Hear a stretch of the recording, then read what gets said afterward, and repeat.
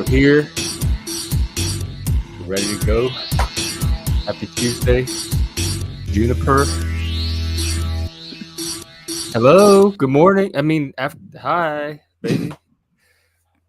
Okay. Well, we're ready to do the show. What is up with everybody?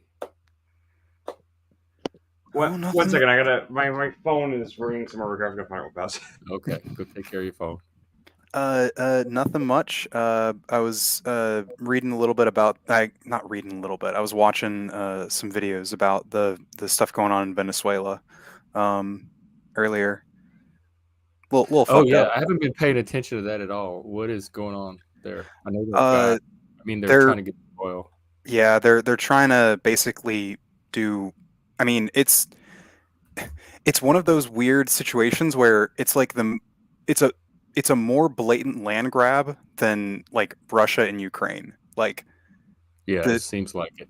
yeah, like they have like Venezuela, the country of Venezuela hasn't controlled that area of Guyana or French Guyana for like they haven't controlled it in like over 200 years, and now they're like, oh yeah, y'all, actually it's our homeland. it's our All of a land. sudden, we forgot. Yeah. Dolbez, what's up? Are you coming on today? You're welcome to. Also, PF Jung just put out a really fun video. I did watch it. It was very funny. The current state of it makes references to gaming systems that I don't understand, but it's still a fun watch. So I'll put the link in the chat for everybody. Yeah, it's all too MOBA late for stuff. Damn it! Can you not be responsible for one day of your life and just come on and hang with the homies? Well, maybe some other time. Well, I did have a few tweets that I caught my eye today. Most of them are related to socialism and capitalism, but oh, I love it. I had one on Israel, so we might as well get this one out of the way, and then we'll jump Rip into off the Band-Aid. Yeah, this one is a thread on why Israel is not an apartheid state. So I want to try to help put that myth to rest. That might be actually interesting. Here we go. Supreme Court Judge Salim Jobaran, Israeli Arab, served in his position for 14 years. There are dozens more judges in district and local courts that are Arab. 21.3% of the population of the state are Arabs. Everyone has the right to vote in local and national elections. There are 71,000 Arab students studying in universities and colleges, almost as much as their percentage in the population, and they even receive concessions and special benefits from the state, private lessons, scholarships, and more. The Arabic language is legally equal to the Hebraic language and is used for street signs on the street and buses. The Arabic language is even taught in Jewish schools as part of the curriculum. Because of the legality of the Arabic language, the government must issue announcements to the public in Hebrew and Arabic. Israel has a public television channel funded by state funds. One of their channels is 33, a channel in the Arabic language. Series, articles, and programs in the Arabic language only. Arab actors, journalists, Arab presenters. Leading Israeli journalists. Among them are Arab journalists, such as this guy.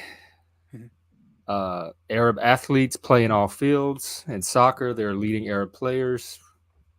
This guy. Here's an Arab actor.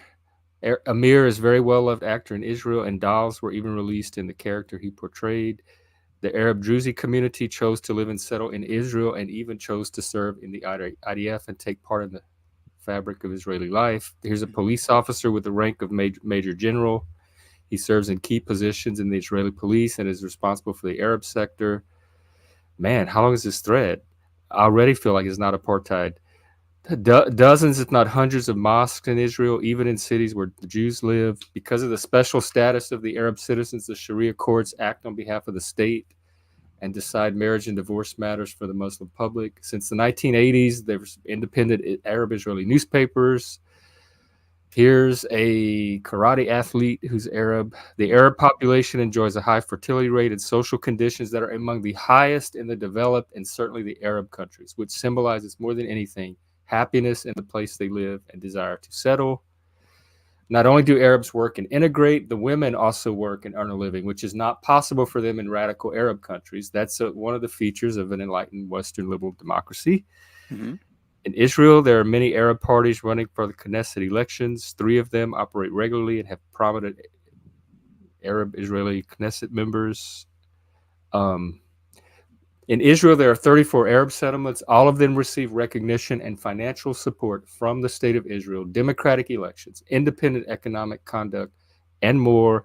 In Jerusalem, a city that's holy to Jews, Arabs come daily to pray at the Al-Aqsa Mosque, a place that is also holy to the Jews. The Arab society enjoys complete freedom and equality and economic and cultural growth. Today, Israel is facing a hard war with Hamas in order to destroy terrorism. Supporting Israel is also supporting the Arab Israeli citizens and their continued prosperity. Okay, so that's that one. Hey, you know, the interesting thing, the language thing, I think is probably the most significant of all those. I'd be interested to learn more about that, like because you noted like in apartheid or near apartheid states, um, one of the key features is like the elimination of indigenous languages. I mean, that's what happened in the United States and Canada. The sort of the outlawing of Native American languages and stuff. Yeah, they did that to my people too. They Yeah, forced assimilation. They would in public school they would beat my grandfather for speaking French, and they didn't pass it on to their kids. That's why we speak English. Yep. Forced assimilation.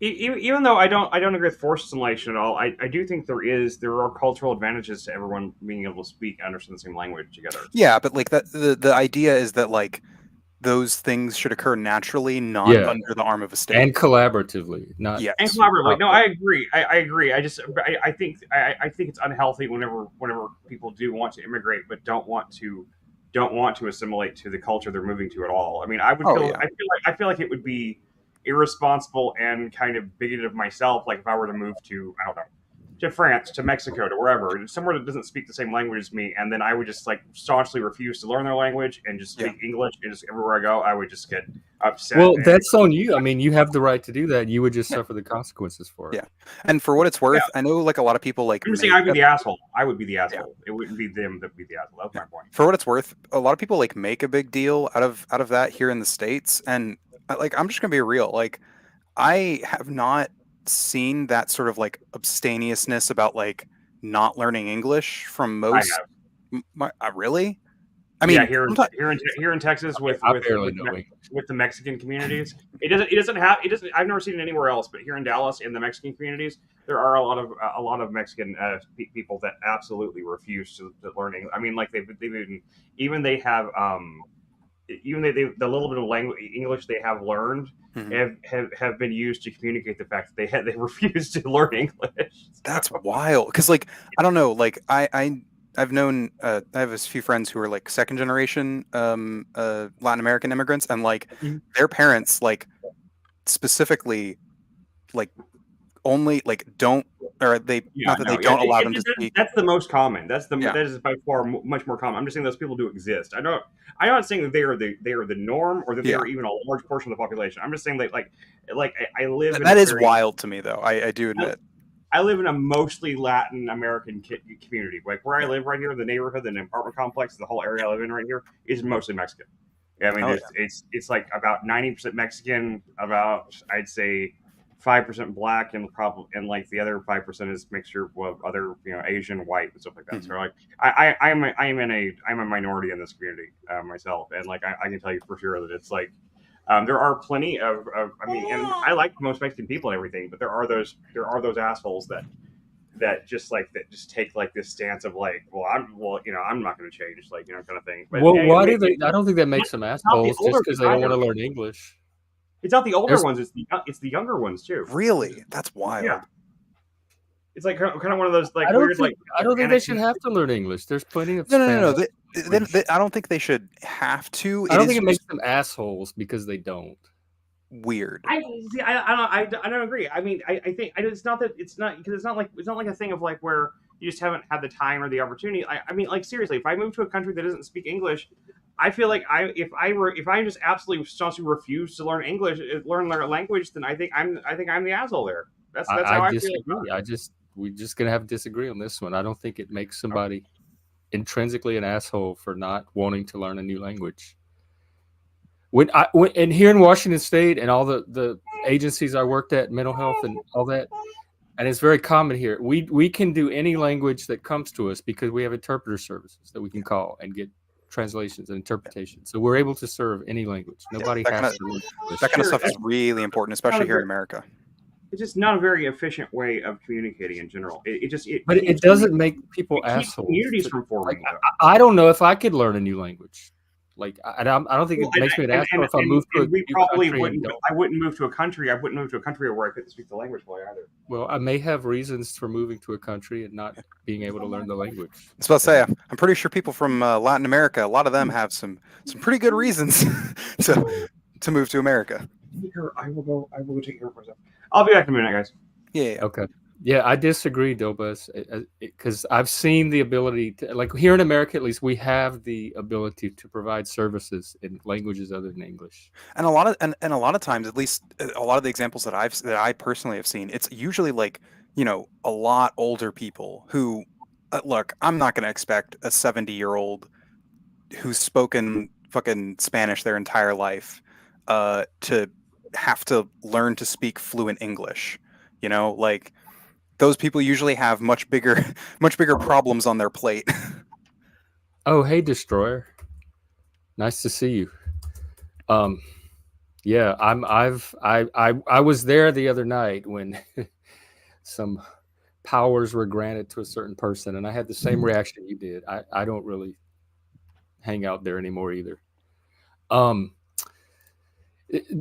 Dolbez, that's subjective to me. Like framing it as spitting on the generosity of the host country. That's not necessarily how the host country would see it, or the people that Or are the people, yeah. not making the linguistic transition either. I'm sure there's someone, there's some amount of people who absolutely do that, but like, as I don't even care. I don't even care why they don't want to learn. If they're doing it just to be assholes, like I Mhm. am. I like my language, my country. Fuck America. I'm not learning English. I still don't think that they should be obligated to, even if they're doing it out of sheer stubbornness and obstinacy. I think people have the right to do that. I mean, sometimes it can happen that parallel societies are created, though for what it's worth, in the United States, this seems to not have Right. We're a bad patchwork of implications. parallel societies anyway. Yeah. And I don't think by not learning the language doesn't mean that you're not integrating, because there are still ways to integrate without Yeah. knowing English. Yeah. Especially considering like the amount of people. I mean, Spanish is like the main secondary language that students in America learn. Like, Yeah. I mean, I taught at a mostly Hispanic school, and the parents like struggled with, a lot of them were ESL kids. The parents barely spoke English. They were fine. Dolbez, They were great kids. We had a good time. They I'm still were able to learn. I'm not necessarily certain that the countries, well, they might have that right, but I don't think they ought to have that right. Yeah, yes, Dolbez, the host country certainly has the right to determine if they want to accept it, but the U.S. has decided that we will still accept it, and I support that decision by the U.S. I guess is what I'm saying. I'm not speaking for any other country, but here in America, I don't have a problem. I think we're diverse enough, and we have capacity enough to serve multicultural, like a multicultural society. Okay, well, while we're waiting on Chris, I'll go through some of these other tweets. This one from Noah Smith, economist, economic student or something. I kind of respect. The truth is that capitalism and socialism work better together than separately. I read the comments, and there's a lot of comments arguing against this, and I'm not. No, I think that's the case, and I think a lot of this has to do with the fact that socialism is largely a project of criticism of capitalism. That a large part of socialist activism has been integrating, socialist policies into capitalist institutions. I think they can work really well together. Like universal health care or Yeah, basic income stuff like social or safety net. or But roads. does that compromise the principles of either one? Like, does capitalism have to make I don't think so. concessions to socialism or vice versa? I mean, Because they seem so obviously, like opposed. they do. Each system does have to make concessions, but I don't think that compromises. I don't think concessions compromise their integrity necessarily. It can, but I don't think it usually does. In fact, I think what it usually does is just help, you know, make life better for people. Like, you know, I think the firefighters, our system for fighting fires is arguably socialist. And but like we would, I think, all agree that our current system, the way we fight fires, is a good compromise that helps people.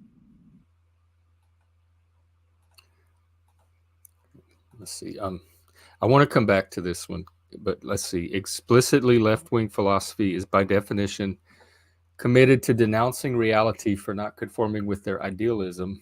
The same could be said of explicitly right wing philosophy for exactly the same reason. Don't be daft, embrace reality and the truth, regardless of where it goes. If you did this, you would not be trying to make an explicitly left wing or explicitly right wing philosophy because you would not have this a priori commitment.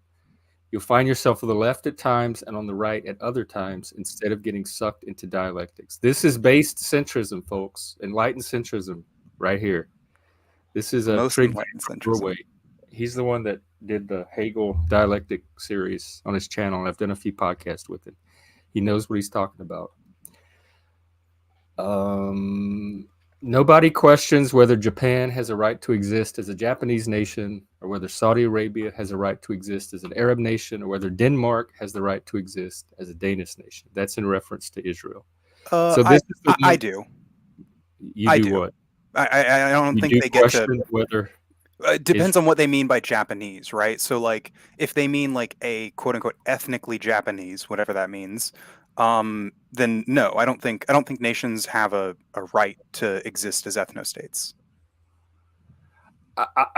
From what I understand, Israeli is Israeli citizenship. It's not necessarily ethnically Israeli. Like they have Arab Israelis, Well, yeah, no. I know. What European I'm saying. Israelis. There are people like when people usually say Japan has a right to exist as a Japanese nation, and sometimes when people will say Israel has a right to exist as an usually they'll say a Jewish state.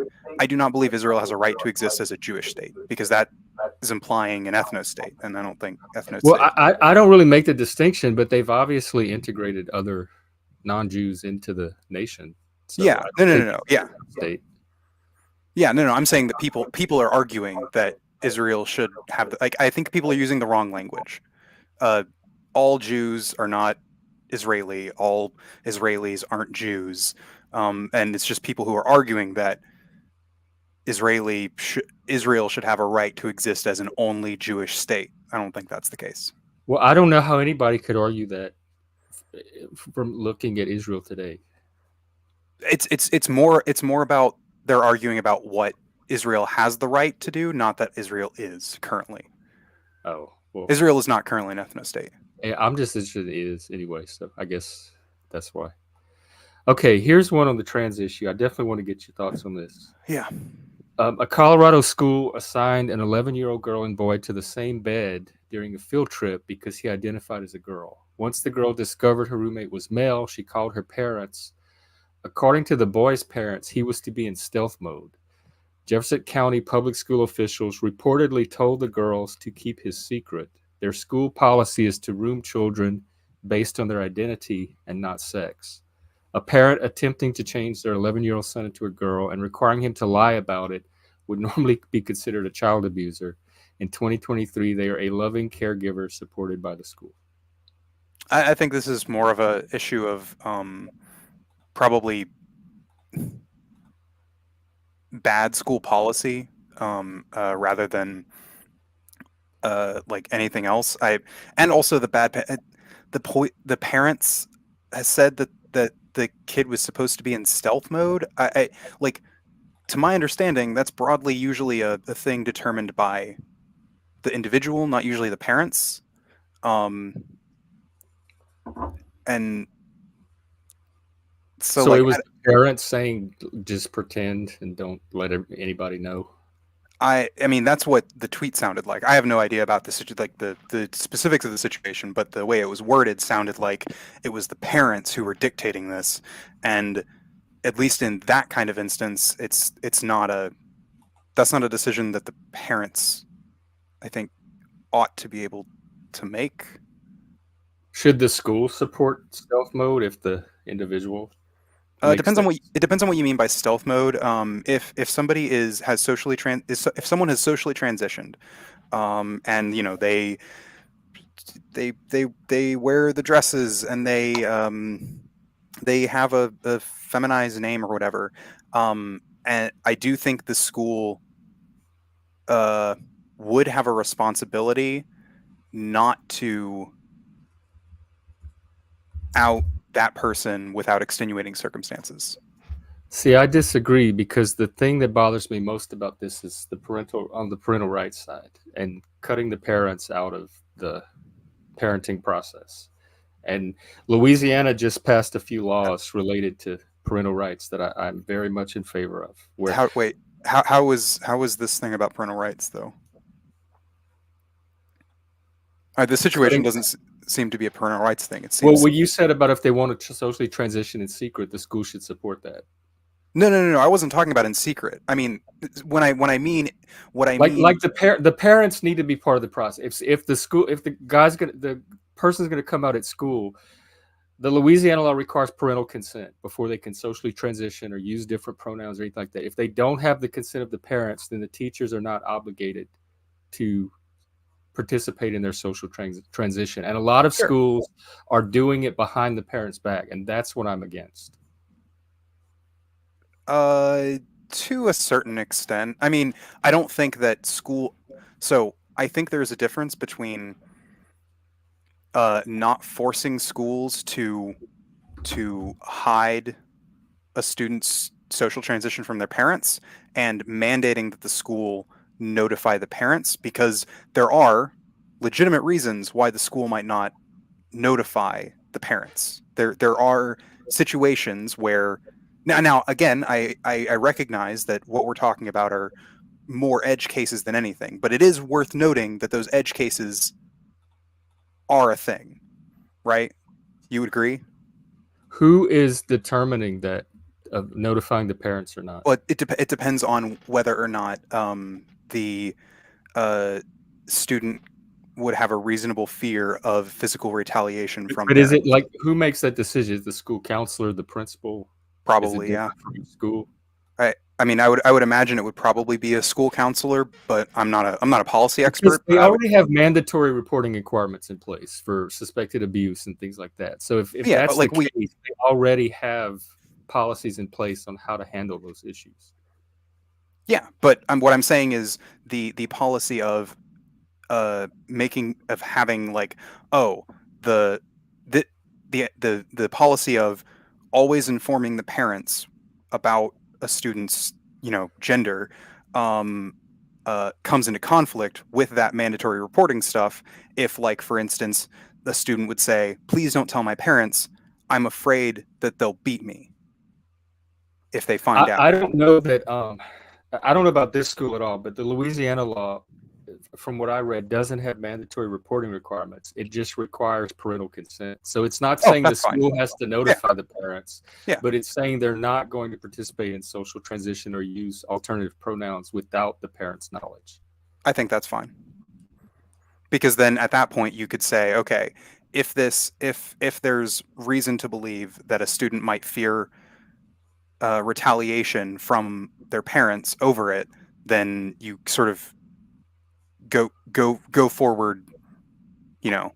I personally, I really don't see that it's necessary. Like, if the kid just is just using different pronouns or something like that, kids experiment with that kind of thing all the time. I don't really see, and like they do it when they're not at the home. Like, I mean, even like, I mean, you know, I guess it's like if they actually are going so far as like actually it's like claiming to change sex or gender type thing, or they're requesting hormones. Yes, that should definitely. Oh, Be. absolutely. Yeah. I mean, that's Well, what also I'm Anything, talking about. anything medically related should be Yeah. for no, but the social transition, I don't know. It doesn't really bother me that much, just because like I mean, I never like cosplayed as a girl per se or anything like but whenever I was younger, like I like at one point like kind of tried like entire like personality like I'd go to a new place and I would try to like remake myself somewhat. I try to like try to like be somebody different. You know what I mean? You know what I mean? Yeah. Just like I went by I would introduce myself by a nickname or something and try to be a cooler person, or whatever. Yeah. Like before people get to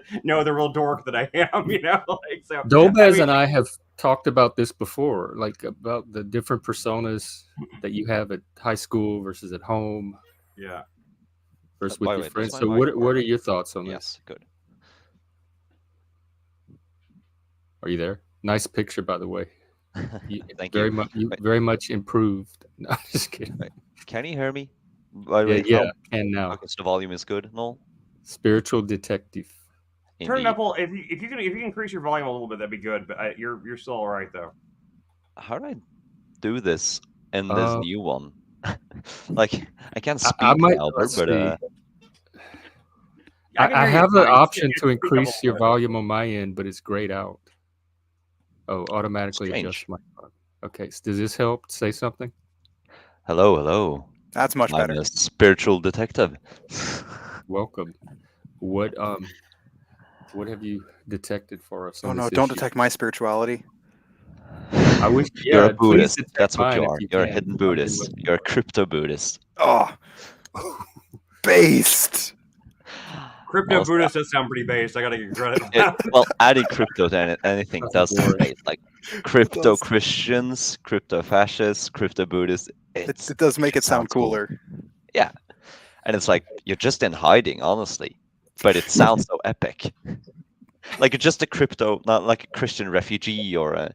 The only thing crypto doesn't make sound cooler is crypto bro. Then it just makes you sound I like crypto bro. Oh, you mean like the crypto bro, the cryptocurrency bros? Yeah. Yeah. Then it just makes you sound like a rube. Yeah, but that's because of modern connotations, not because of the coolness Yes. factor of crypto itself. True. Because crypto is a cool word. It's super cool. A meta cryptoid. Meta cryptoid. You're hiding. Oh Hiding no. from hiding. Adding meta to things does make it sound cooler sometimes too. So that's It does. Like good some for you. Latin words just are amazing because you can make anything cooler.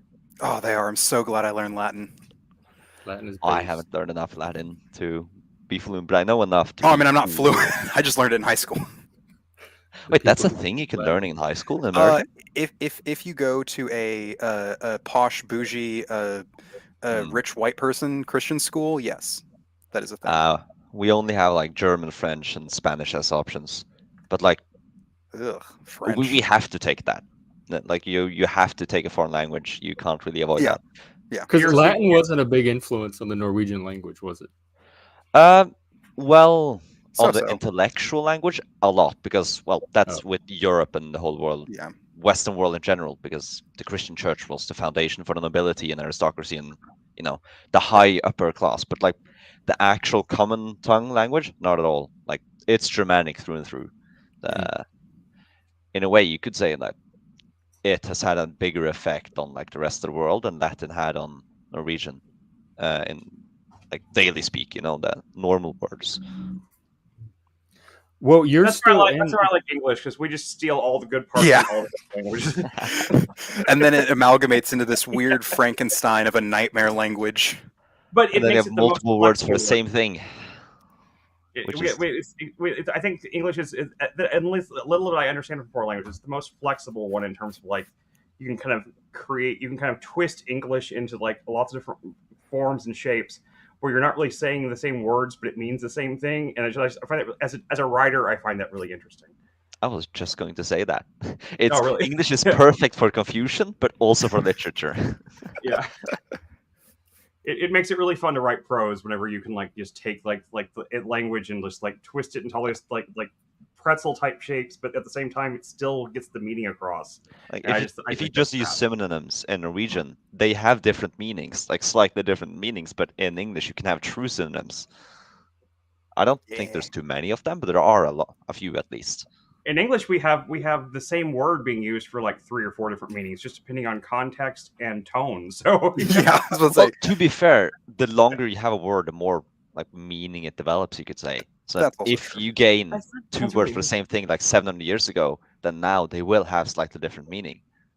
it's like everything ages and matures and grows as it gets older. That's really interesting. When you Or think about just even words. changes. I was gonna say evolves, but that's a value judgment. Is it though? Everything feel like like- Heraclitus, all is flux. I was about to say because there's some evolutions that just are bad, like the dodo birds. Well, it didn't Right. survive either. So Yeah, but that's they why did it's like evolve to not Well- survive. They were good in their well, not good. They were good enough. That's the thing. That's what Survival evolution of the is. good Good enough. enough They're in the getting environment. selected for. And maybe not That's every enough. creature was intended to survive for the entirety of the Earth's lifespan. So. No, I mean neither are we probably. Yeah, but You almost know- certainly not. Let's We're be actually optimistic. pretty We would be shittily foolish. adapted to surviving in the world. We just can adapt the world to survive in it. We adapt the world. We can also do more. We can adapt the world to survive us. Yes. We don't always do a good job of it, but we can. Indeed. Well, Well, human beings have done pretty good for being the soft, squishy little what do they call them? What's that one dude say? Like moist robots that we are. Moist robot. What'd you say? Moisture robots? Moist robots. I think Scott Dilbert guy. He had before he turned into like a weird like kind of like right wing like whatever he turned into. He wrote a book called about how to succeed at everything or with I can't remember. It's a book I read a long time ago, and it's all about his personal philosophy about systems over goals, and then one of his big things that humans are all moist robots and we're very easy to program into various configurations, mental things. So, anyway, I just make a Maybe joke. I'm just naive. I don't feel programmed. I don't either. That theme comes up a lot on here of people that feel control. They're programmed. I don't feel like that myself. I just was making a joke about. I mean, I wouldn't use the term programmed, but like, absolutely, the human brain is quite malleable. Yeah. As in, like, we can. People can influence other people's thoughts and ideas very easily.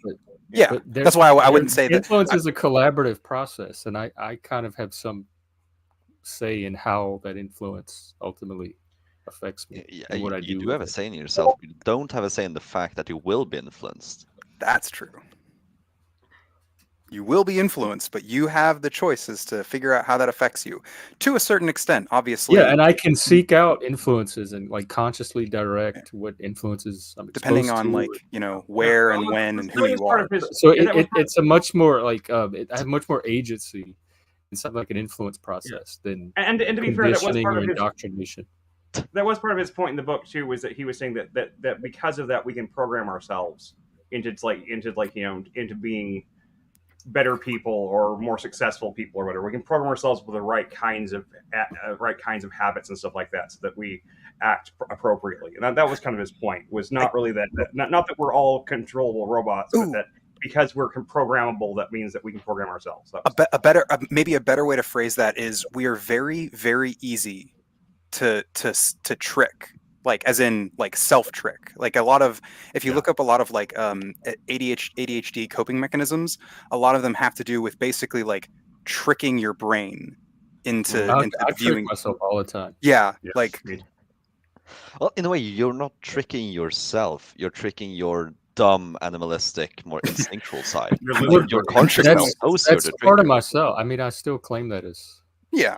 a component of. That's a of self. useful boundary to make, even though that boundary is superficious. Like it is a constructed boundary, but it's useful to have to separate, the more evolved, more conscious part from the subconscious part. even Oh, though I don't know. technically it's the same Dolbez. brain. That sounds like postmodern neo-Marxism bullshit. I don't know.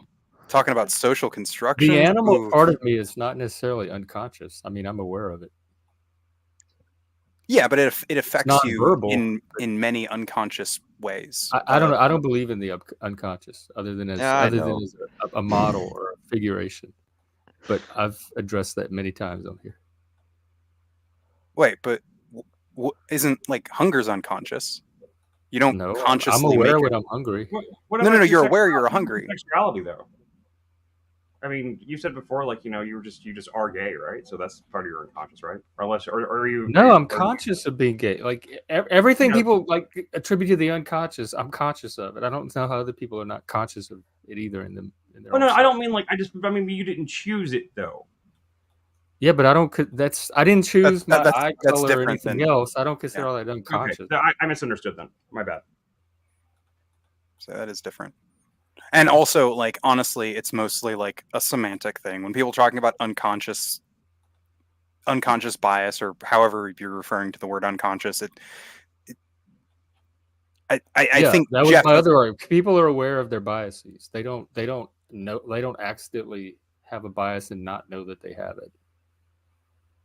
That's If some somebody part of. has a bias against black people, they know when they're around black people. Oh, Oh, these people yeah. are weird. That's I'm having some kind of reaction. that's some part of unconscious bias. There is a section of unconscious bias that isn't referring to like the individual, but rather as like systems have unconscious biases. But Systems don't even have consciousness, much less unconsciousness. well, They're made as of in, individuals. okay, maybe then the phrasing is wrong. Unexplicit biases. There we go. I don't know how a system can have a bias at all. The individuals within the system, but then No, the again, I would say the that's systems can be set up to have biases. If you look what's at an it long enough, Jim, I some systems can seem to be alive. Honestly, like a seem living organism seem with its own biases. It can seem to seem be. so, That's but why I then what say it's seems? figurative. But I wouldn't say it's just individuals. You're It's their transferring human characteristics onto something inanimate. yes, because it's useful. Right, but it's The- not precise. It's not precisely accurate. That's my argument. So it can be like for somebody that doesn't understand that particular metaphor, it can be misleading and confusing. It doesn't clarify.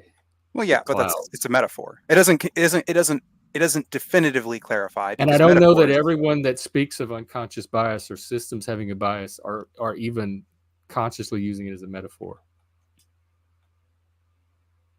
That is probably true. So that's where I come along with my little flashlight and try to illuminate for them. Sure. The illumination though is a semantic one, but that doesn't mean it's not an important semantic one. Yes, exactly. Yeah, I think semantics are very important. Yeah. They can be very important. They also can be completely unimportant, but you know, it's largely contextual. It's all about the goals. Like, what are you trying to achieve? If you're trying to find a quick, good solution, then going as deep as possible isn't useful. Semantics might not be useful. But you were okay. If we just grant that figuratively, at least, systems have biases, what were you gonna say about? Oh, I mean, I was going to reference like like just immediately post sort of like the Jim Crow laws. So basically, in the immediate aftermath of basically like the federal government, forcing the southern states to get rid of Jim Crow stuff, there were absolutely ways in which obviously black people in the South were disenfranchised by the existing system that was set up, even though they had removed the things that said, hey, black people don't have as many rights or whatever. There were ways in which the system still didn't, where black communities still weren't able to weren't fully treated the same within the system because of by the system itself, by particular policies. Yeah, because of just recently they had those biases had been explicit. Even though we had gotten rid of the explicit bias, that doesn't mean that A, individuals in that system weren't still being biased, but also B, that like the way the system was set up, I mean, just getting rid of the explicit bias doesn't get rid of all of the implicit ways in which. What are some examples? Because they got rid of the implicit bias by changing the policy, like equalizing the policy. Sure. So what residual? For instance, so one of the effects of many Jim Crow legislations was that it very negatively affected the socioeconomic status of Black people in the South. That's true. That is. Like what? What's like in what way? Give me something more concrete. Black people can't work at certain jobs. Black people can't, like legally they could not Yeah. work certain jobs. Yes. That doesn't sound like it equalized it then. No. What I'm saying, under Jim Crow, that was the case. And then after they got rid of Jim Crow, even though Black people could then, legally do all these things, in a practical sense, they were still their communities had still been fucked over for decades and decades and decades. And like that part wasn't addressed. The explicit discrimination had been addressed, but not the unexplicit ways in which those discriminations happened within the systems. But I still understand. You're saying they couldn't have certain jobs before, and now they can. But I mean, that's something one is way. still keeping them from having these jobs. Yeah, or actually, okay. Here's a better one. Here's actually a better one. You're familiar with that, like, there were many places in which Black people weren't allowed to buy homes under Jim Crow laws, right? Like, yeah, the redlining. Yes, and after the at least the redlining the explicit redlining was done away with. That didn't mean that Black people could then practically move into those houses, because you had people there. You had people there who tried their damnedest to prevent that using non-explicit right, and that would ways. be individual. But what were the systemic Well, biases? that would be those things that they put into place to limit, like, okay, here's a good one. Voting, what is it? The literacy tests for voting, right? While I'm more talking about like this is more like Reconstruction era stuff, but like in the South in Reconstruction, there were a number of states that passed. I mean, no, yeah, but like what we're talking about is an implicit bias, because they didn't say Black people can't vote. What they did is notice, hey, a lot of Black people in the South can't read or write. So what we do is make it to where to vote, you have to pass a literacy test. And as a result, a lot of Black people weren't allowed to vote. That was absolutely a policy that was biased against Black people without. But it was explicit. Like they just no, it wasn't. It wasn't replaced explicit. One explicit bias for another. If the reason they did it was like as a workaround for them being able to vote. Well, no. They didn't. So they didn't say in the law. They didn't say like we want a literate population. Let's give everybody a literacy test. They said, oh, here's another way to keep Black people from voting. No. So they didn't say in the law we're doing this to prevent Black people from voting. What they did was in the law they didn't mention Black people. All they did was say, hey, if you want to vote, you have to pass a literacy test. And then also, if you could vote before this, then you got grandfathered in, which was white people who were illiterate got grandfathered in, but Black people weren't. And now a lot of these laws did get struck down because it was very clear and evident, even though the laws themselves didn't say we don't want Black people to vote, that the intention. But the reason for doing the literacy law in the first place was explicitly biased against Black people. No, do we know that for a fact? We do not know that for a fact. Oh, okay. I thought we need. I mean, it sounds like something that they would do. So I thought. Yes, I mean, like, well, the reason why they didn't explicitly state it was because, at least during that time, well, at that time, it was the northern states and the federal government had a lot of jurisdiction over the southern states, and so they couldn't, like, the southern states weren't able to pass laws that said, yeah, fuck black people. So they had to sort of like weasel their way through the The system. assumption is that they secretly wanted to if they could. Yes, I don't think that's a large jump to make. I don't think that's maybe not for that time. Yeah, but, no, I'm talking about. I that will time. say I don't like none of this helps me understand this non-individual systemic residual bias that system left over after we correct, because even that seems individually motivated and sure. Well, I mean, everything's individually motivated, but what I'm talking about is these were laws on the books. This was the system. This was obviously individuals put that system into place, but that was the system that they put into place. But the one after Jim Crow that we corrected for, and we went and eliminated all of the existing biases that individuals had put in, you said there were still biases in that same system that were affecting. Jeff, can you how would you define a system then? Like, what is a system? I don't know, like the policies and like the non-individual elements that help to structure.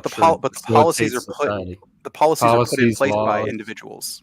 Right, but you said that we cleaned all of that up after Jim Crow. We corrected. Well, we didn't. What I'm saying is we got rid of all of the explicit bias, but what was an example of one that was implicit that was still in that system that we didn't catch or something? I mean, I would have to go through to like find like a lot of the examples from specifically the Jim Crow era. I would have to go through to, I guess, find like, because the whole question came out of the claim that systems themselves could be biased, and that sounded like an individual characteristic to me, not something that a system could have, not being human.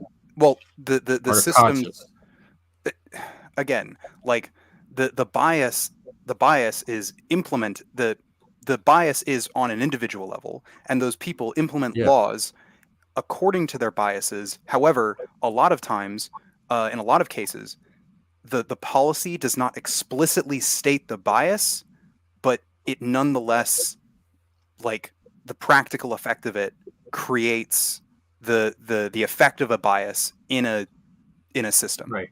Yeah, basically. I mean, for the most part, most of the things in this place, they technically really affect broadly poor people more than they affect specifically black or people. But it's just that there's a high percentage of, because of previous explicit biases, it more disproportionately affected black people, which makes it seem racist, even though it's really more classist than anything. Yeah. And the example was the literacy test from Reconstruction. But that's one of them. Crow. I mean, I can go really fast. I guess it won't be really fast, but no, take your time. We can even like pick it up another day if you bring it. Yeah, I have. I'm just trying to understand the concept that systems can have, like non-conscious things can have biases, like computers. Systems can have biases, or well, ChatGPT can. And I know that they, like AI or something, has bias, and they found like racism in AI. Well, I think that has less to do with the AI and more has to do with the models the AI is trained on. Yeah, well, that's what I meant. And people created those models, therefore, it is still people, and not. It's not something that self-created itself. But it's still the AI that has the bias. That's true. Even though I guess I'm looking for something similar to like these AI biases that show up in the existing systems that we've corrected and improved, but there's still biases in them, or allegedly. Well, I mean, I guess I mean, just to speak, I guess more generally and non-specifically, what Chris said earlier, how like,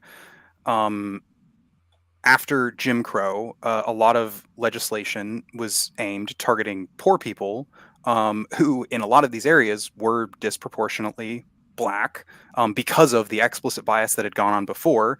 And while yes, that bias wasn't like as laser targeted as like Jim Crow, it was still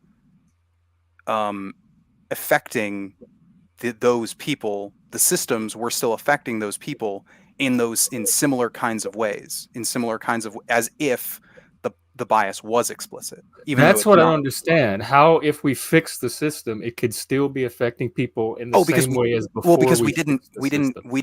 we didn't fully fix the system, Jeff. That's why. Like, And just what getting rid of part the did we like? What's an example of one thing we did not fix? That's what I was trying to ask. the fact that black people had been economically deprived for But 2 that's not centuries. something we could fix with like the existing system didn't provide Hey, them whoa. Yes, it provide did. or not provide them an income, and we could go back and Well, suddenly no. provide them. Hang on. The That's existing like an system. indirect downstream No, effect. it's not indirect because first off, slavery was legal at a federal level for a long time in the United States.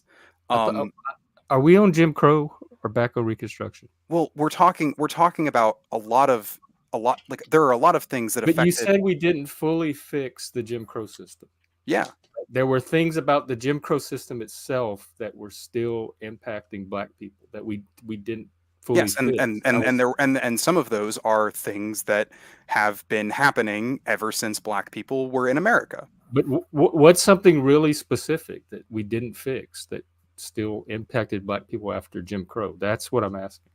The economic thing.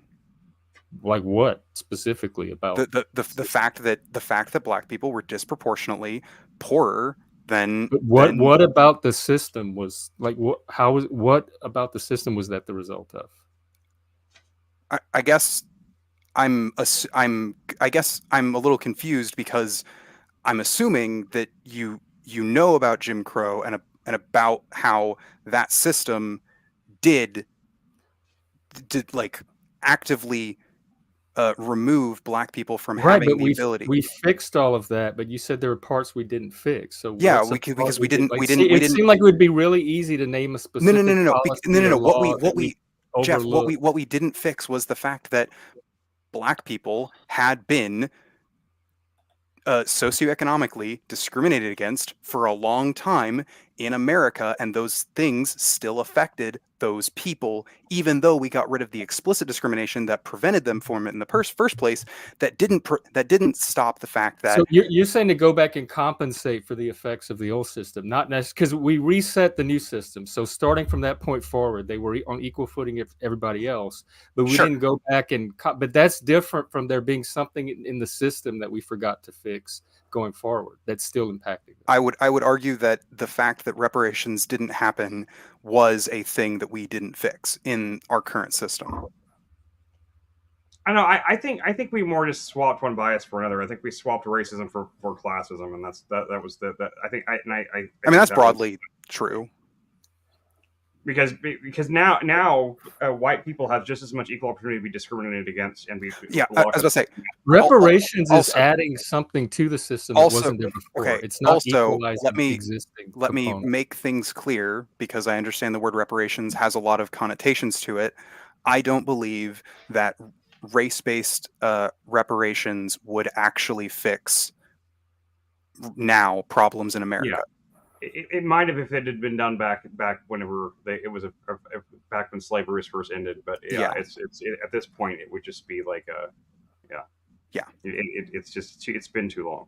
Yeah, at this point I think the idea of reparations is more about a socioeconomic status thing rather than a race-based issue. Well, I want my reparations then. Agreed. I mean, yeah. I mean, and what I mean by reparations is usually things like expanded workers' rights, housing as a human right, better pay, better working conditions, UBI. Like there's a whole list of things that could fall under, I think, the umbrella of what I would argue are reparations. But So, Dolbez, you're still in high school, so we'd like to hear about your social transition experience. Thank God, finally someone younger than me on here. Wait, how old are you? I'm 28. Oh, I thought you were younger than that. Or 27. God, I forget how old I am. No, I am 28. Oh my God. No, I'm 2 years from 30. You struggle with your own age. 30 doesn't really matter that much. 40 is when it hits you. No, but then I made fun of my girlfriend 41. when she turned 30, and now she's gonna endlessly make fun of me when I turn 30. I deserve it, but So you're just fearing the repercussions of your own actions. my own actions. Yes. I already feel nostalgia for like last year. How bad will it be when I'm 30? Oh my god! Oh no, I it's don't gonna be even bad. remember being your age. The nostalgia No, it's true. increase. The At least it nostalgia did goes for away me. because you can't remember anymore. You lose your memory. Yeah. The I did not nostalgia hear what only you gets said. worse. Well, I mean, the nostalgia gets less because like I don't remember things to be nostalgic for. Oh, well, I have more to remember, so that increases the nostalgia. There you go. But if you're not remembering, then yeah, I guess that would solve that problem. Yeah, let's go. To be fair, nostalgia isn't a problem. Or well, it can be a problem if you stay in it too long. But Yeah. just enjoy it. This It's so feeling of pleasant, though. It's like a Yeah. nice warm hot tub. You don't want to get out. just don't get lost in it. Don't get lost in fantasies of the future, and don't like get lost in your fantasies of the past. Like live in Yeah. the present. Well, yes. I miss not having to worry about bills. That was fun. Well, to be fair, I'm soon going to have to worry about that too, though. So Yeah, it's not fun. the happy years are over. Yeah. I didn't. Whenever I transitioned. Whenever I went from being like living in my parents' house to living in my own, I didn't. It didn't bother me paying my own bills. I mean, I kind of enjoyed it to a degree. I kind of. Oh, I mean, I yeah, do like too. I like having bills to worry about. And I like paying taxes. It feels like progress, like growing up. Yeah. Taking on I responsibility. wish I could. I wish I could. Financially be fully stable again. I wish I had the ability to work a job or find a job that I could work to do that as it is right now. I mean, I miss working. I miss like having. I don't know. Feeling like a responsible, productive person, I guess, or whatever you're going to call it. I mean, I do the best I can as being trying to be a responsible father and trying to do what I can. But it's just there's a part of me that really does that enjoyed that part of adulthood, even though it sucks to a degree, but it's still Yeah. like I still enjoy it. It's kind of Yeah. weird. It's kind of weird. It's like there's like this kind of like double-edged sword thing to it, but No, I love But- working. I just hate giving other people money for things. Oh, Always I don't. feel I don't. feels bad. I love the market. Oh, I mean, I just hate it because I always hate seeing my bank account go down because then I'm like, ooh, I'm at 4 digits and now I'm at 3 digits. God damn.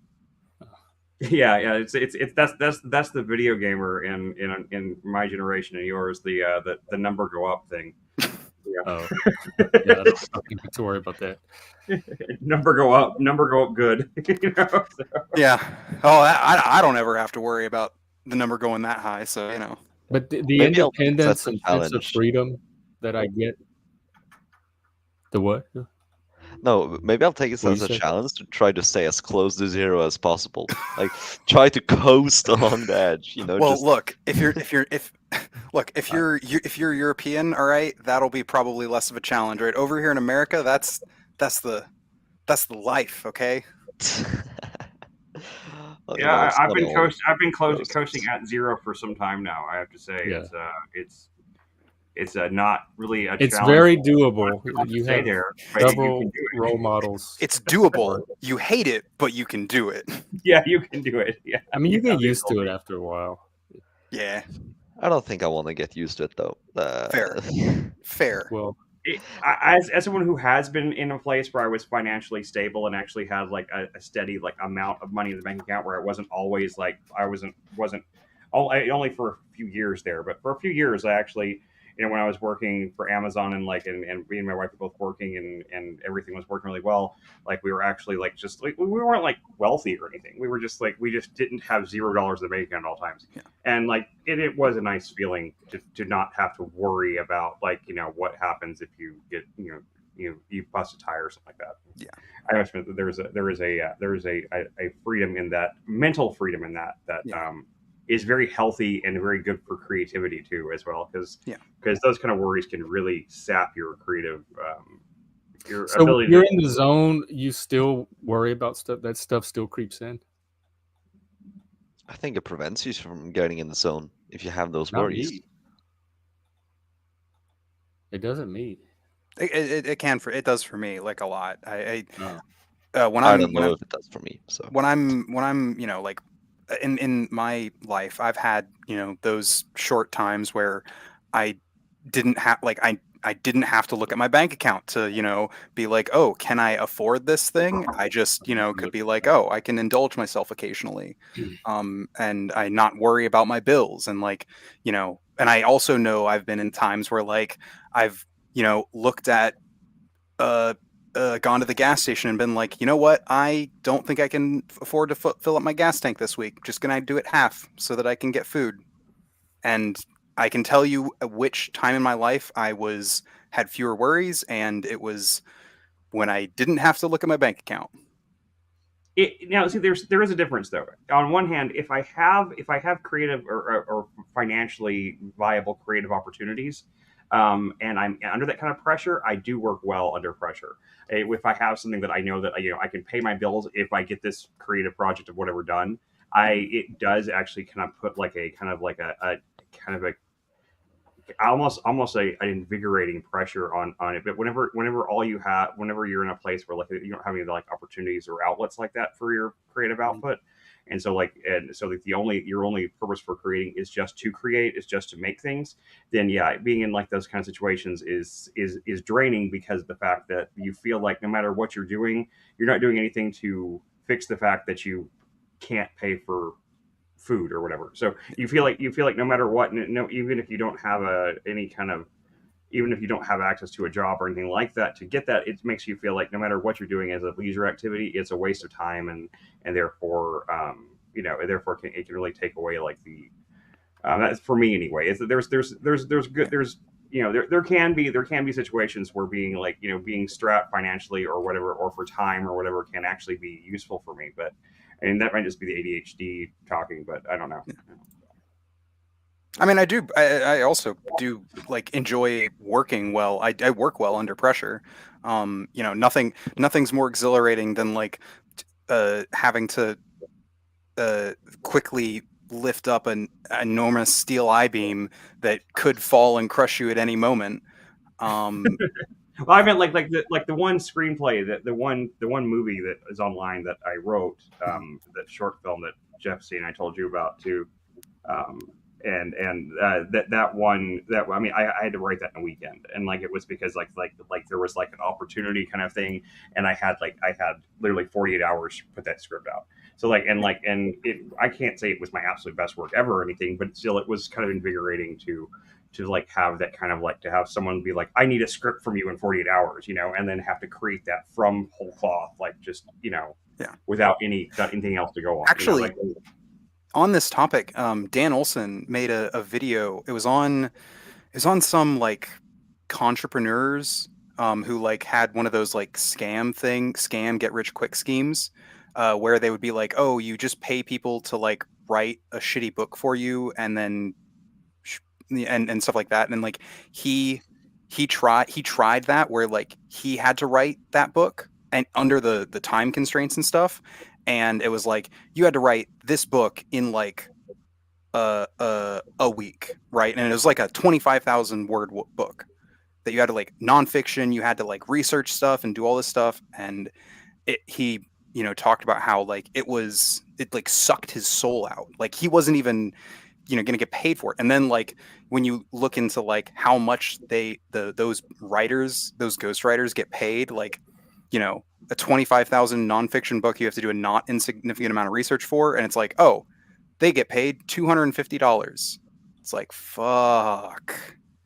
No, That I has mean, to yeah, be I some. mean, to some degree, that I mean, it was, but I worked for Cracked.com back then, and Oh like, and yeah, so I mean, that was kind of like we did heavily research intensive, and like the most I ever got paid for any article was about 250. Actually, that's the most I ever got paid for an article, and it was very research intensive and very, but I don't know, I enjoyed it though. I mean, yeah, even like so I understand, but like, but he was doing that as an experiment. I've seen that video too, and like I think like the context of it is really what, it wasn't something I wanted to do that. That was something I enjoyed doing, and I don't think, and I think for him that wasn't something that really, he was doing it kind of like he already kind of went into it with like the idea that it was a negative thing, and so it was you're kind of going to have that negative experience. Not that ghostwriting's not. I started watching. By the way, I started watching that H Bomber guy video, and his criticism of internet history is bullshit. But anyway, but besides that, like it wasn't bad, I guess. But Sitch and Adam just did a reaction video to him. They didn't seem to care for him too much. Yeah, let me try to find it. Wait, of who? Sitch and Adam. No. I haven't watched. H Bomber. H Bomber guy, yeah. I don't know who that is, but let's see. H Bomber's 4.5 million video lies about internet historian. Oh, so they're talking about the internet historian thing too. Okay, that's fucking funny because that was the only. I didn't get through the entire video because I ran out of time. But as I was watching it, I was also shortly for the stream. But I got to the internet historian part, and I completely disagree with him about internet historian in general. Internet historian's not. He made it sound like internet historian was like right wing and all this shit like that. And that dude is not right wing. He is if anything, and he's apolitical if anything. He makes fun of everybody, right wing, left wing, and he's savage with both sides of it. And he did fix all the issues that were brought up about the article that he took that stuff from. And that video was like a 2.5 hour like long form story type thing. Like, I mean, he might take some bullet points from that article, but that article was not the basis of that video. So I just think that I think the fact that he focused so much on internet historian as opposed to the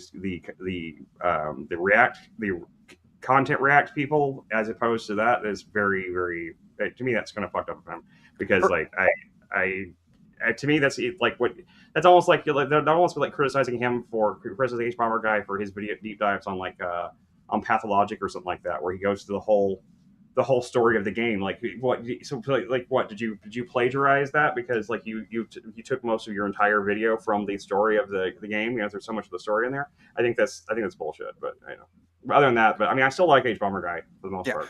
But. For what it's worth, he does go on to actually. Arguably, I would say the main I think crux of the video was actually more about what the creator Illuminati and James Sutton or whatever. Illuminati stuff is valid too because I was kind of before all the allegations against her and everything came out. I used to watch her videos some, but I always got this off vibe about some of her stuff. It mostly has to do with like the people and like the way they I think write their scripts. Like it just comes off as they're not reading their own words. I don't know. Yeah, I mean, I just felt like that one part was just like I just didn't agree with him on that one thing, and like and he made some reference like dude's video on DashCon all this time ago, and like it was not a nonstop wall of SJW jokes or anything like that. It was just, but DashCon was an actual freaking like nightmare. I mean, absolutely. And that video is hilarious. I don't care. I mean, sometimes SJWs need to be made fun of. I'm sorry. Sometimes they do. Just like ridoids do. Just like everybody. I think it depends on what you mean by like SJW, right? Like, I have been called an SJW before. Which I mean, I just if that's it's a dumb pejorative at this point. Yeah, but yeah. I do prefer woke scolds. Okay. That'll allow. The term woke scold. I love that'll allow. It sounds good. It sounds good coming off the tongue. Yep. Woke scold. It has like that. It's those two K's in it. It's the same. It's the same vibe you get from just saying the word fuck. Can I be a crypto woke? No. Crypto woke. Oh, there we go. I like it. I like it, Dolbez. Surrounded in the deep south. I'm a crypto woke. A meta woke. Well, that is what we are. We are aware of the wokeness who awoke from the original unawareness. We are woke of the woke, the meta woke. Woke of the woke. That sounds like a creed. Let's start a cult.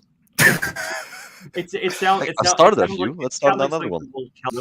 Like Will o' the Wisps, you know, like it's the woke of the woke. It's like a legend that you'd hear about in the forest, you know. Dolbez, you said you've started cults. Well, kinda. No, well, not really. But a friend of mine a few years ago joked about making like the cult of the bagel. You know, we had a lot of fun with that. Cult of bagel. Did everything everywhere all at once rip you off then? Because like that's basically what that movie ends up becoming? No idea, but this was just us on like Discord. So like, Well, if you see, you should watch Everything Everywhere All at Once because a bagel is a big part of the center philosophy in that movie. So you should check it out. interesting. It's a I good watched movie, about half of it, and I think about it. Yeah, you don't like absurdist comedy, so I wouldn't imagine you'd like it. It was it. I don't know. It was I don't know. It was too. There's something about it that just didn't hold together for me. It was okay. I actually found it really, really emotionally effective and really quite beautiful by the end of it. I definitely didn't get those depths in it at all. But you didn't get to the end of the movie, though, right? Right, I didn't. But they didn't set up any of the characters for me to even care about that deeply. And I can say about the first half of the movie, I could say that the lady got on my nerves. The wife or the mom, whoever. The dad was silly. The daughter, it really doesn't get really good until the third act. So honestly, the third act is what makes the first two acts work. Jamie Lee Curtis was okay, but she was so cartoonish. Yeah, I mean the whole movie is cartoonish. I mean it's extremely cartoonish. Yeah, I think maybe one of the alternative realities, they have hot dog fingers. I mean, it's not like it's not a terribly serious. It's not a really serious film in those kind of ways. It's serious. It only takes itself seriously emotionally towards the end. And you may be right about me and absurdist humor. Like combining random things randomly for no reason is not funny to me. It doesn't. Well, it's not always for no reason. Ooh, a fish and a cat and an elephant. Ha ha ha ha. Yeah, well, random and absurd are two different things. Like I always say, that's the difference between like Family Guy, for example, is a very random. I don't know anything about. I don't watch it. I don't know anything about it. Okay, well, you're not missing much.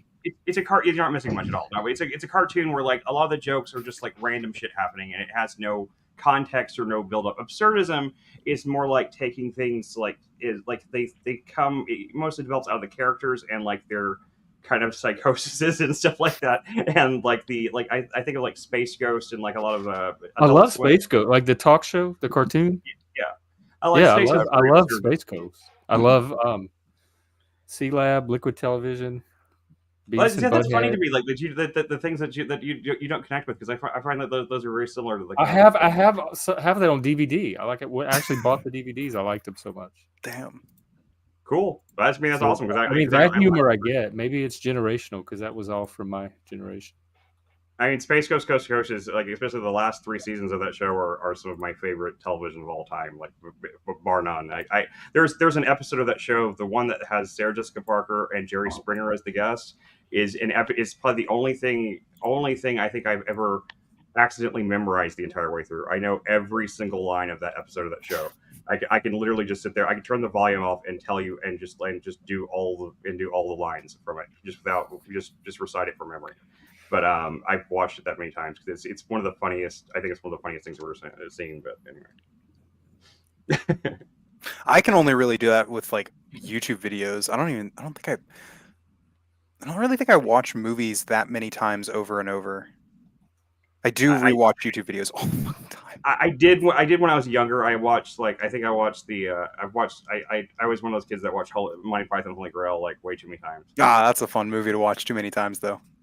And also the Mystery Science Theater 3000 movie, just because it was the only, not so much because it was the movie one is so good. It was because like that was the one that before they brought all the DVD sets and so like that was the only thing like we had that had a DVD for it. I could watch it over, and me and my friends just used to watch that so many times. So we knew like all the lines from it, but I never like had it fully memorized or anything. But like that episode of Space Ghost and a couple others, I could just quote the whole thing. It's so much so that it works its way into my speaking patterns and mannerisms. There are certain jokes or certain things that I've said or that I think that are funny. They're only funny because they remind me of the way that the character said it from that. It's like the reference is too deep to even explain because it's just about the intonation of a certain word or a certain phrase and that. So it's pretty deeply ingrained in my psyche. So anyway. Wish I could do that. Still. Speaking of movies, did any of you watch the? Oh, I should probably have the mic closer. Speaking of movies, did any of you watch the recent Napoleon movie? Not yet, no. Have not yet. Though I Though I have Napoleon? heard about the shooting the cannons at the pyramids thing. Oh my god. Yeah, you shouldn't watch it. Yeah, it's just Ridley Scott's I'll watch it. self-insert fan fiction. Okay. Which is so weird because Ridley Scott has been. I mean, like his director's cut of Kingdom of Heaven is honestly one of the best historical epics I've ever seen. The original, the theatrical cut is dog shit, but his original director's cut is so fucking good, and it's like an hour and a half longer than the theatrical cut. But if you ever get a chance to see it, like it's a completely different movie than the one that they released in theaters. But it's one of the best historical films I've ever seen. I'm not a big fan of Gladiator either, but I think Ridley Scott usually is a pretty good director. At least when he's not doing alien movies anymore, because Prometheus and the other one were awful. But God. The problem is that he basically doesn't portray Napoleon. Like, he removed all the cool aspects about Napoleon, which is his ambition and his actual, like, geniusness. Like, Yeah. all you have left is a lustful, like, yeah, literally just a lustful Frenchman. incel. is it, like is that. it Joaquin Phoenix that plays him? Yes, which is Yes, sad it is. because he's a great actor, Yeah. but he couldn't salvage the role. Like, Well, even the his- worst, the other worst performance Joaquin Phoenix ever gave was in Gladiator, in my opinion. So yeah, I mean, I don't know. Maybe him and Ridley Scott are just like bad for each other. I don't know because I think I Joaquin think Phoenix is terrible in Gladiator too. He's just such a cartoonish villain. the funny thing is that in Gladiator, he was toned down from how it would have been IRL. Like, it's not even a fault of Joaquin Phoenix or the director for how what Caligula is portrayed. Like, that was toned down from how he was IRL. Yeah, well, Caligula was a fucking nut job. Even worse. But like, Yeah. back to Napoleon. He's like the Battle of Austerlitz, like the big battle where he basically showed his dominance. They did it so bad. Like, it's full of just enemy there, charge. And even like the cool thing where he fired at the lake, like, yes, it did that in real life, but that was more for a strategic or, well, tactical reason, not that it actually killed people. But in the movie, it's portrayed as this big thing where he slaughtered enemies by firing into the lake. It's just, I like, mean, beyond the actual visuals, it's horrible. just kind of broadly, what I've found is that, like, I don't know, historical films always tend to just disappoint. I always I love referencing the movie Gettysburg because I love it. I can't get enough of it. But it is just, there are so many ways in which that movie is just dog shit.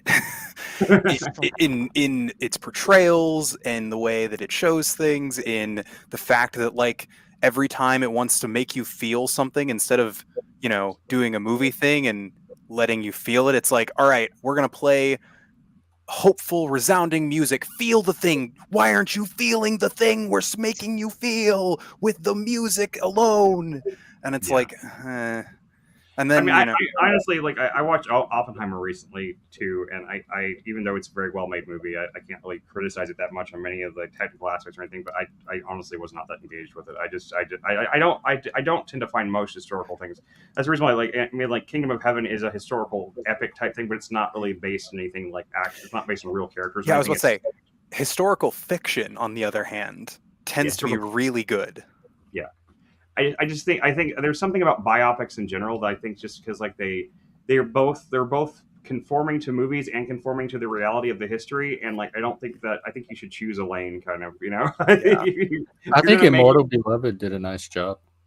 Oh, that's a great movie, but that's also more historical fiction than it is. I mean, that's more fiction than it is history. It's just like it's based on a historical thing, but they spin a whole yarn out of it. That's a great movie. I love that. And his portrayal of Beethoven is really. Well, yeah, I love that movie. Is that some historical characters are just more interesting than any movie you can create. So, like, if you do it historically correct, you will have a great movie with a good storyline. They just never do it correct. Like, I think the closest they've come is that Alexander Great movie, which, whilst historically inaccurate in some spaces, was really great and, like, fit the character of Alexander. Who played him? I didn't see that one. Is it Brad Pitt? Brad Pitt, I think. I thought it was Colin Farrell. Colin Farrell? Alexander? The movie Alexander? I'm not sure if which one. Like, just the we just watched it in school, I just an Alexander Great movie, like, really a really good one. I guess I thought the Alexander the Great movie was called Alexander, and I thought it was Colin Farrell, but maybe I'm wrong. I'm looking up right now. I don't know my American celebrities or really celebrities at all. Same. The I'm one, sorry. yeah, They're not the really one, that interesting. the Oliver Stone movie from 2004 about Alexander the Great was called Alexander, and it did star, yes, it starred Colin Farrell. It also had Angelina Jolie, Val Kilmer, Jared Leto, Rosario Dawson, and Anthony Hopkins in it. So Okay. Okay. Actually, I was about to say, I think one of my main exceptions for historical movies, and it does sort of delve a little bit into historical fiction a little bit, but is the miniseries The Good Lord Bird about John Brown, and that's just, I think John Brown's such a bombastic, fucking crazy guy that it's fun to accurately depict him on the screen. Sure. In the name of the Lord, get. I haven't seen that movie, but It's good. Me neither. I think the one that you're probably thinking of, the Brad Pitt thing, was probably because the same year was the same year that Troy came out, and Oh, right. Yeah, probably. that's for Brad Pitt. So. And I've watched both of those in school with the same teacher, so that's right. probably why the mix up. Damn, what a cool teacher. He's amazing. I get to watch American movies. He's so amazing, honestly. Teachers just show movies. You're Scandinavian, right? Yes. Yeah. And and there are some really some great directors and great films from that whole all those countries. They do good television, good mysteries. I'm a huge fan. The funny thing is, Bergman fan, so that's kind of the same area over there. So. He was the funny Sweden. thing is that the Swedish, I know, Scandinavian crime is kind of satirized back here, like, oh yeah, just another crime series. Like that's all we make, and it's not. Yeah, but you do it so well.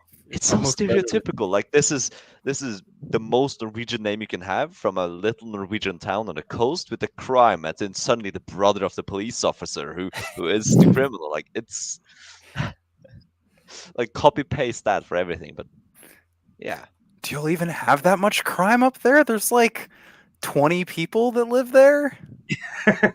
20 million, but yeah. 20 million. I'm from America, okay? 20 and 20 million, not much of a difference. European countries are all tiny. We do have crime. We used to have less, now we have a lot more. But like we have always had crime. Like we're like in our heritage, we have been like imperialist Vikings as oppressors, like the Varangians, oh, those are cool.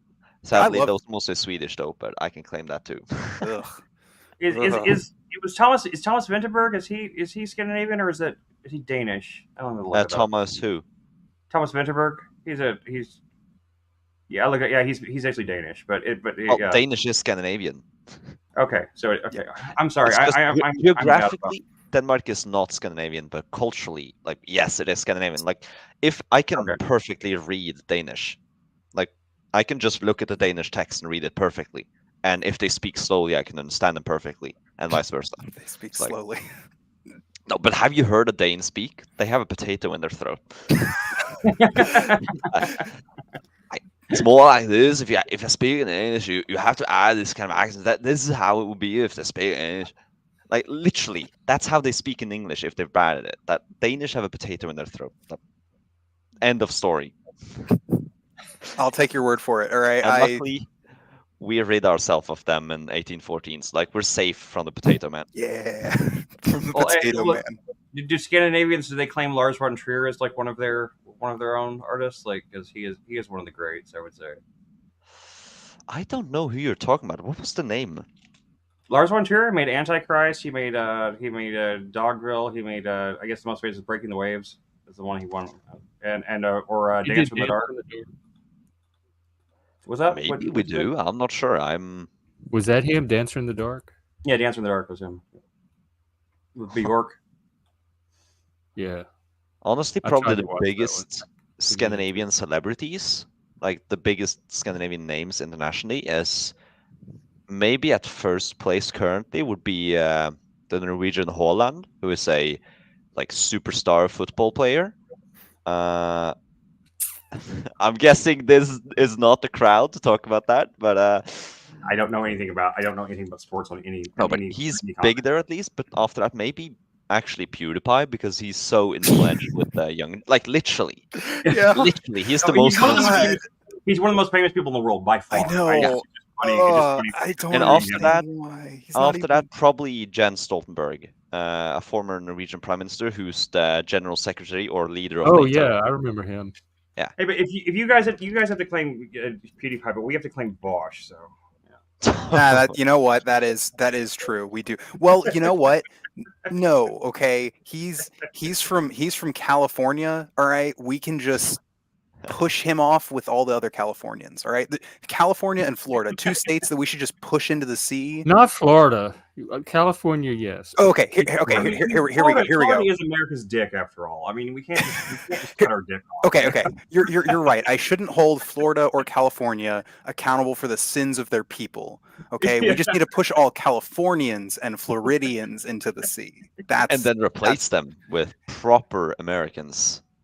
Well, actually, not Americans. Just no. grab some Europeans. They've done No, good. yeah, I was about to say. in the I past. think Floridians and Californians represent, I think, the most quintessentially American Americans, and that's the problem. Add Texas to that list, at least from the outside perspective. Texas is the No, most I'm American gonna of have the to defend states. It's Texas, not. too. It's really not. That's how it's represented I on. live in Abroad. Texas, and I don't think it's like I wouldn't say it's the most American state or anything, but I don't think we're like anti-American or anything like that. I don't Maybe think. not, but that's how it is abroad. Like if you're Florida's talking about America's America, dick, but Texas is its balls. So they talk about Texas, and like it's literally a synonym for crazy in a lot of countries. Like total Texas. Like Well, hey, really, I did not know that. That's funny. you know, I what I can say is, I went to school in Arkansas, and there were a lot of Texans there who claimed that their barbecue and ribs was the best in the world. So at the very least, under that metric, they are crazy. That's true.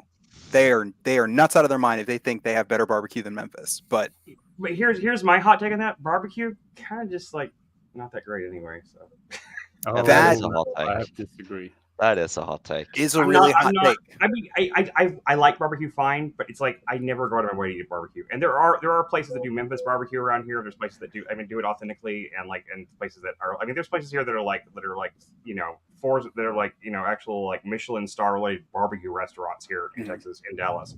And I've eaten at a couple of them, and it never gets above a certain level to me. It's Fancy. always. Fancy barbecue. You never want to go for fancy barbecue. You never want to go to a fancy place and get barbecue. Oh, you always want to go. They're not fancy. They're not fancy. To like a shit hole in the wall. With like best a fat barbecue guy I in the had. back. You can play those too. Go to a church picnic or Oh, church yeah. cookout. No, that's true. Like homemade barbecue can be better, but like anytime it's made in a restaurant, and like we have a place here called Pecan Lodge, for example, that it's extremely, it's been on like all the Food Network stuff and stuff like that. And to this day, if you want to eat at Pecan Lodge, you have to go and get in line around 11 a.m. or so like that to get in line, because they only smoke so much meat from the day before, and like so when it's gone, and so people line up around the block to get this food. And like we happened to be there one day when it wasn't so busy, and so we're like, well, let's try it, because it's supposedly the most amazing barbecue ever, and it was fine.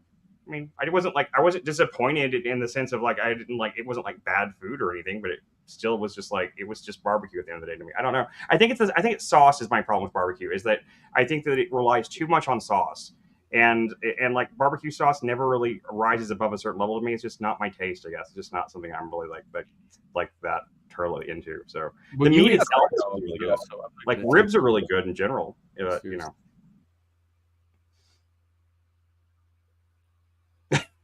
Yeah, I was actually sorry. I was typing. I actually have where I used to live in Tennessee. There was one of those barbecue places that was like, it was a tiny little place. They were only open like 3 or 4 days out of the week, because the entire other time they were smoking their meats and stuff, and they were only open at like really weird hours. But they had some of the best fucking barbecue. Oh God, I love it. The pecan lodge's sausage is really good, and their bacon is actually amazing. Like there's a couple of like Michelin star restaurants that exclusively use bacon from pecan lodge. There's like this place called Knife that I guess it's like some celebrity chef runs it or something like that, and they have these amazing dry aged steaks. I mean, they are like literally like that you can cut them with a fork. They like the meat just melts in your mouth. It's amazing. And like they literally like they use bacon in a couple of their things that they exclusively they very proudly put their menu. It's all from Pecan Lodge, and like their bacon, you can actually just get a bacon appetizer that's just like a selection of different kinds of bacon from them, and it is very very good. It's like it tastes like candy, but I mean it's like you know if that's if but I mean I think of barbecue, I think of like what do they call it? I can't even remember just like the roast type stuff, like just or the chip beef kind of barbecue. That's what I think of when I think of barbecue. I don't really think of like the sausage, the ribs as much. I think of those as almost separate categories. I think of barbecue as being more like the chip beef kind of stuff, or like this the so they make barbecue sandwiches out of and stuff like that. Yeah. I don't really go for that stuff as much. I don't like that kind of meat that much. It's just it no matter what they do to it, it still seems dry. Even when it's really moist, it still seems dry to me. So it's just a personal taste thing. It's not. Yeah, it's no, not, it is. Yeah. yeah. But I've had Memphis barbecue before, and it's very good. I do like the Memphis type sauce a little bit. It has a little more bite to it, Um, I've also had like I think was it St. Louis style barbecue before, and that I did not care for. Very sour from what I remember, but I mean, which wouldn't necessarily be a bad thing, but it just didn't appeal to me. But anyway, I don't know, I just like growing up in barbecue in a state that is like very proud of its barbecue and stuff like that. I just never really. I never got. I don't know. I grew up with barbecue all the time. We have it like most family functions and most church picnics, all that kind of stuff. I've had barbecue in every way, shape, and form. And maybe it's just because like I just grew up with it. It's just not special to me. Maybe that's what it is. I don't know. No idea. Church picnic. That is church picnics. two words I would never expect to be together. Really, I never thought about that being a specifically American thing. That's funny. Huh. Yeah, I don't know if it's American, but maybe it's at least not Norwegian. I think what it is well, that's right. I forgot you guys didn't have God over there. I forgot. Lucky bastards. We keep burning down all the churches. Churches are cool, but the one in my city. You guys worship death metal and the devil, right? So like that's Scandinavia. Don't take this. Maybe that's where true Satanism comes from, Jeff. Well, hey, isn't Amon Amarth? Aren't they Swedish? Band Amon Amarth? A lot of the bands and stuff are Swedish and Finnish. But most black metal comes from the Swedish. Norwegian. Yeah, they're Swedish. Unfortunate. Another victory for the Swedes, or is it a really a victory? Yeah, I was about to say. Like we shouldn't allow them to get victories, okay? Yeah, they had their heyday in the 1600s. Like they should calm down. They should. Facts. Well, they did calm down, to be fair, but they should calm down even more. Yes. They haven't calmed down enough. I've always wanted that is one of the areas of the world I've always wanted to travel to. I have to be honest, like Scandinavia, Norway, Sweden. I've always wanted to go visit that part of the world, and I've never had the opportunity or finances to do so. But bring a good jacket. Bring a good jacket. I like cold. So okay, because currently outside it's like probably like -15 to -20 and it's probably going to be minus like 13 when I'm going to school tomorrow. Oh, I'm fine. Bring a jacket. Fahrenheit? Huh? No, Celsius. We don't use Fahrenheit here. Ooh, even. Ooh. It is kind of good though, I find cold refreshing. I find it invigorating, kind of like. Whereas heat, I find draining and like hot, sunny, like humid weather, like we have here in Texas. Like even though I should be acclimated to it since I grew up here and everything, but like I've never have been. I find it to be it just drains the fucking life out of me. I hate summers here so much, but I've gotten used to it. I don't notice it as much as I used to whenever I was younger, but I still hate it. I still don't like it. I much prefer but it does get bitterly cold here in the winters all the time, and like I enjoy that part of the day of the year. Yeah, that is one of the wildest things. Like Kroger, Texas winters are cold as shit. Yeah, because our wind chill factor gets really, really just gets right down there. Like it's really. I'm it won't even be searching up the average Texas winter temp to see if it's any bad. Oh, I mean, it's comparing. I'm compared from to temperate your country. climates. Yeah, compared to your country, yeah, I'm sure we ain't got shit. But I mean, but compared to our summers and our humid, dank, like sweaty, just whatever. It's because coming out of that summer, whenever we go into like our winter, it's a nice contrast, is all. Well, it's not like it is cold, but it's not too cold. Yeah. Like it's like it wouldn't feel that cold if it weren't for the fact we were going to, like I said, the humid summer we have right before it. But and Texas doesn't really have a lot of mid, a lot of in between. We don't have a lot of spring and fall. We have just like summer winter kind of most of the time. It usually it's like it's hot and humid and hot and humid, hot and humid. Then we have like a couple of weeks of like kind of nice balmy like fall spring weather, and then it goes right into winter usually. So. I do like fall, spring, conditions best of all. But like, but those are just there really isn't anywhere on Earth that you just get that all the time. So yeah, well, you can travel, but that would be kind of that would be. I was gonna say, traveling money. Also, traveling in America is different.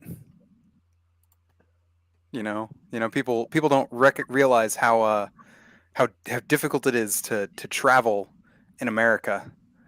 To go to like an actually like a different place as far as like weather. It wasn't when I was younger, but like certainly with gas prices getting so high and like just like not even just that, but like the distance you have to go to get somewhere different in America is like. It doesn't bother me. It doesn't bother me. No, it doesn't bother. It's just weird because it's like that's only a thing in a few other places in the world who are like big enough for like that to be a thing. It's like China, Russia are big enough to do that, but Europe, yeah, you're right. It's like you can fit a lot of Europe into Texas alone. Like because it takes like for example like years back when we went and picked up my friend from Nevada from Vegas. And like it was like she missed the flight. She was supposed to be flying here, and she missed the flight and all this stuff. And she literally was like homeless. So it's like we went to go pick her up because she was like literally like trying to like hang out in this casino until they kicked her out. So we were trying to go pick her up so to get her so she wouldn't be homeless. And we drove like through the night and like 90% of that trip is driving through Texas. It's just driving from Dallas to the end of Texas, and then from there, like getting through Arizona and New Mexico, or New Mexico and Arizona, is like it takes like like 3 hours. But then like just Texas alone is just so massive. Like it takes so long to drive, and it's boring. It's a boring drive through because most of the Texas down the interstates here in Texas are just like it's nothing but just fields. They don't even have corn or anything. Just cows and just grass but then you'll see weird things in the right. There's at least one place along I-30 that I've tried to look it up and try to find out what it is before. There's somebody built a fucking medieval castle on a hill off the side of I-30, and like it's really like it's got like all this. I can't find any. I couldn't find out. I looked up online trying to figure out what the hell this was because me and my wife we saw it, and we actually like pulled off the next exit and went back and looked to see if we actually saw the right thing we saw. And it looks like a fucking like a castle from like it looks like a movie set. I mean, it's massive too. They built like this medieval style castle. It's just some rich person, I guess. They just built like they wanted a castle, I guess. So they built like a medieval style like stronghold castle. It was just insane. It's crazy people out here. Cool, That is very cool indeed. I'm fixing up something that could be interesting to this discussion of like the size of Europe and European nations compared to America. Mm-hmm. How do I share this? Do I just present at the bottom? Yeah. Sure. Is it safe to present? Show up on my end, but I can add it to the screen. Yeah, it'll let you choose. It lets you choose the tab and just it lets you choose what tab or whatever you want to show. Yeah.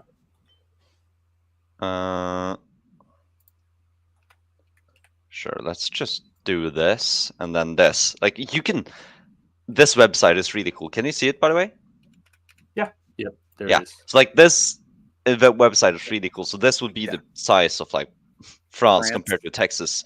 It's like a single country in Europe is not like comparable to that. But you also have Norway. Like some countries are not just blocks in America. Like Norway's bigger than I thought it was. Then it's long.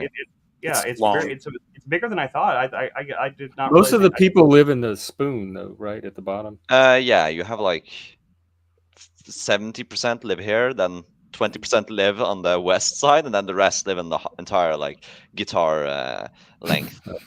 You're right. Yeah. And then of course you also have this little thingy, but that's What is? That's part of Norway Oh. too.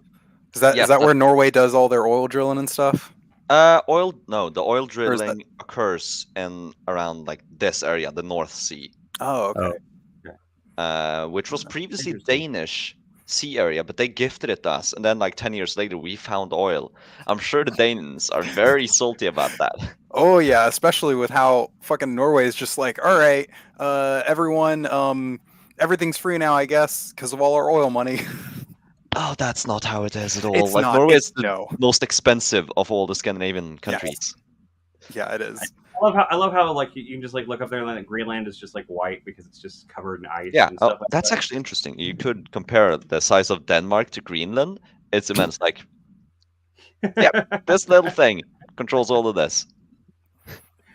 I mean, like, how many people even live in Greenland? 50,000. Just Yeah, it's not 50,000. even a million. That's insane. Not even close to a million. Do you even like? It's not Like, possible there's to fit a million nothing. people there. Yeah. Like even Iceland, which is much better to live in, only has like 300,000. So Do they really? God. God. yeah. No wonder they actually have problems with incest there. Fuck. And like they even have it so bad that the Icelandic military doesn't exist. It's Norway that patrols her waters and sky. Yeah. Oh, Yeah, because okay. like I was gonna say, like most military, like the average military, you want to like 1% of your population. So like even if they had one, that 1% of 300,000 is that 30 people? That's 30 people. No, it's 300 people. 300 people. That's what it is. Which I don't know. I feel like a 300-person military might as well not exist. Yeah, that's Pretty more a much- police It's force. pretty much a large police force, pretty much. Yeah. Yeah, that is what it is. Like it's just a large police force. You know, Honestly, that's not even that big. 300 policemen for 300,000 Oh, people. No, I'm sure we have. I would have to look it up, but here in Dallas alone, the DFW area, we're bound to have at least 2,000 police officers, at least. And like, I'm thinking I'm way underestimating. I'm sure on that. Oh yeah. I mean, yeah, Because that's also not like counting, like you'll have county police officers, you'll have sheriffs. God.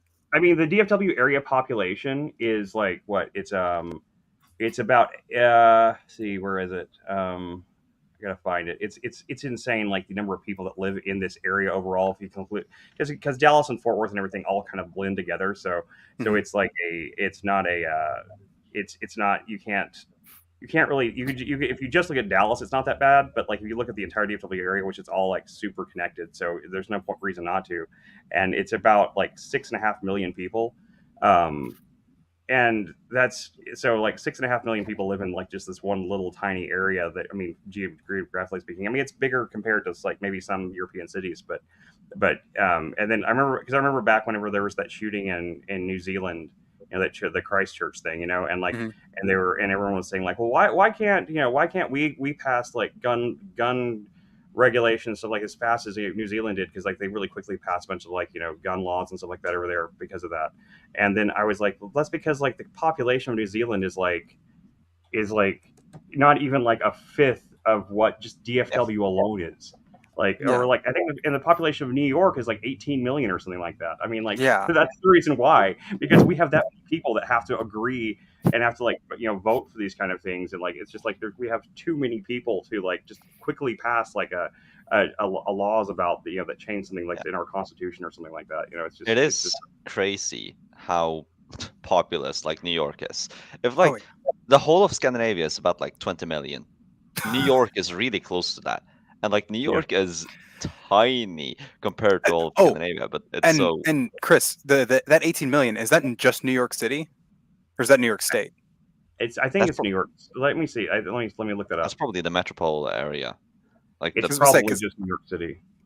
It's probably just New York City. I was gonna say, 'cause New York City is 8.8 million. So it's Oh, not okay, that that is okay. state. Okay. That's a little more Well, reasonable comparison then. still stands. Like Yeah. America is for like somehow America has managed to be really dense, but also really dispersed. Like Europe, you have not really that much density, but not too much dispersed population either.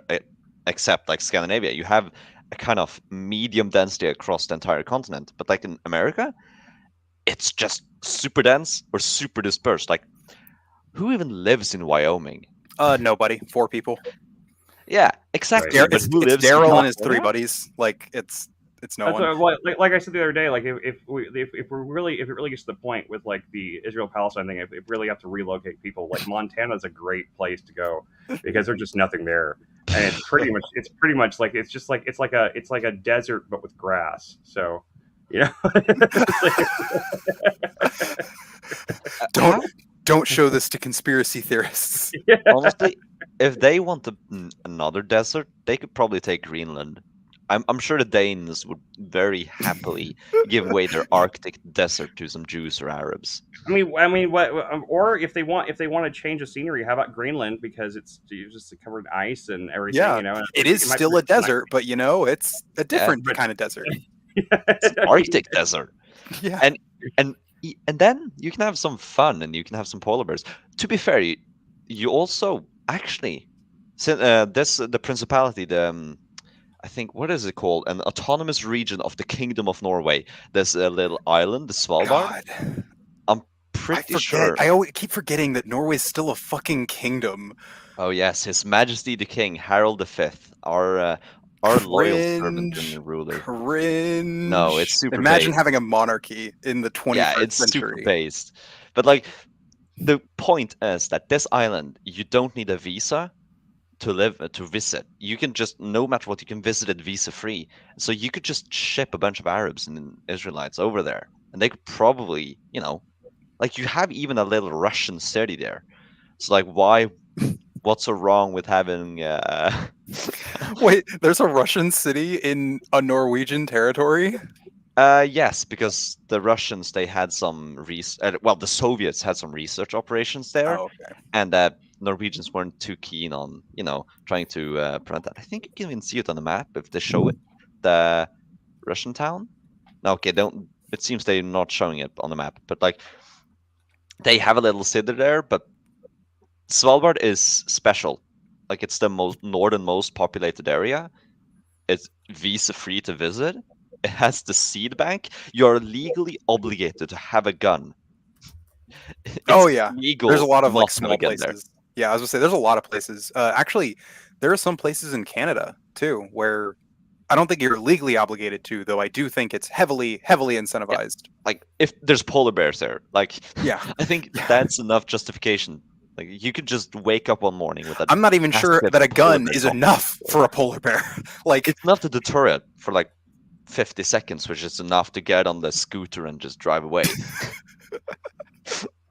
I'm really confused here actually because I looked demographics of New York City in terms of, like, and it says the population is 8.5 million on Wikipedia, but then there's this other site called Macro Trends, and according to it, the population of New York City is 18 million.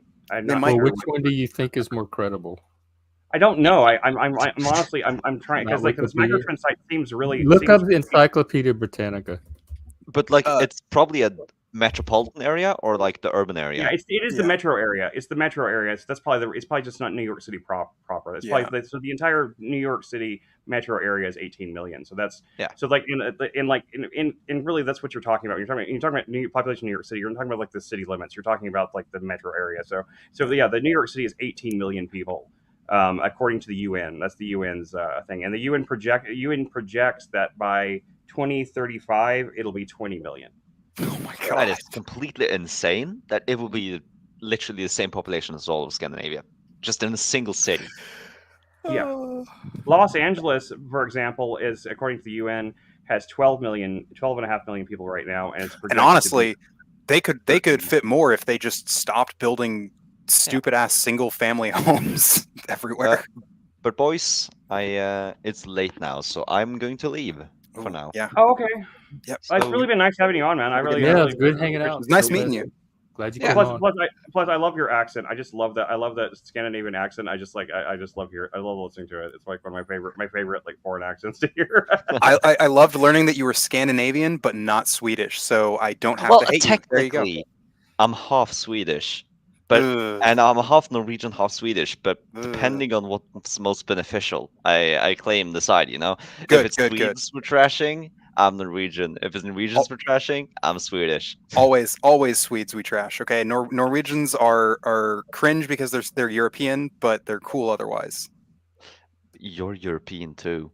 Like America is just I'm Brits American. having a whole continent to play on. Like that's No, all no, no, no, America is. Just British society having the playground of a continent. Anyways, I'll leave it that. See ya. All right, See ya. all right, see you, man. It's really Yeah. really cool. Love it. Love him. He's cool. Yeah, Dolbez. He's been a long time. Like He was my very first guest on this show. Oh shit. Oh, really, was he? I didn't even realize that. Way back. Yeah, every time I every met him time on heard Paul's channel. Like, yeah, comments. that's where I met him too. Hey, I met him come on on my Paul's channel. show. That's Said where me and play Jeff met. Me and Liberty. Jeff met on Paul's channel too. It's Yeah, Paul's we channel. all of us did actually. Yeah. Paul is our gateway. Our gateway. I like Paul's content. I really do. I think I do he too. should be a lot bigger. I think he Yeah, I agree. does. I mean, I'm Me too. trying to do my part to help him, partly by staying away. But what was I going to say? Shit, I forgot. Yeah, his new video is pretty fire. I think one watched of the that best he's done. Yeah, I mean, you really do. I have to admit, I didn't understand all the references too because I think he's talking about like I understood like his concept of like the meta thing because I used to play Marvel Snap and like that was like the way they talked about that game. Yeah. I played that game until like I got really mad at it and I stopped playing it forever. But fair. It was a fun game for a little while, but it was getting to the point where like every month when they added the new characters and stuff like that, it just changed the entire. You had to change your entire playstyle so often, and I just got frustrated with it and I stopped playing it.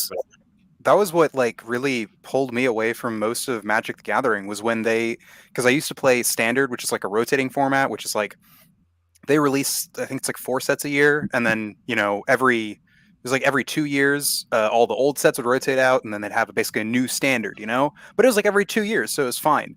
But then they changed how often rotations happened to where rotations happened every I think it was 9 months. And it was just like, shit. It's like a standard deck is like $400. Like, I'm not going to spend $400 every year just to keep playing this. I'm just going to go play a different kind of Magic where I don't have to pay $400 every year. Yeah, I guess like with Marvel Snap, with the way their season pass thing worked, you basically had to pay $120 to keep up with the game a year. Because you had to pretty much buy the season pass to get the new cards and stuff like that. So.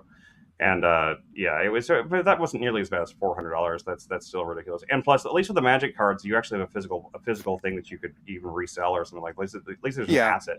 Well, actually, so it's actually really funny when you say that because the monetary value of Standard cards is such like bullshit. There's the value of them is wildly inflated when the cards are in Standard, because they're being used. But then in formats outside of Standard, that you can continue to use those cards in, like over half of those cards are just like garbage. And a month after cards rotate out, like a $40 card goes down to like $1, like immediately. And it's just like, yeah, I even recuperate. I never played Magic, but I worked I worked at a call center once, and like both of my cubicle mates on either side of me were both big Magic nerds, and so like I picked up a lot of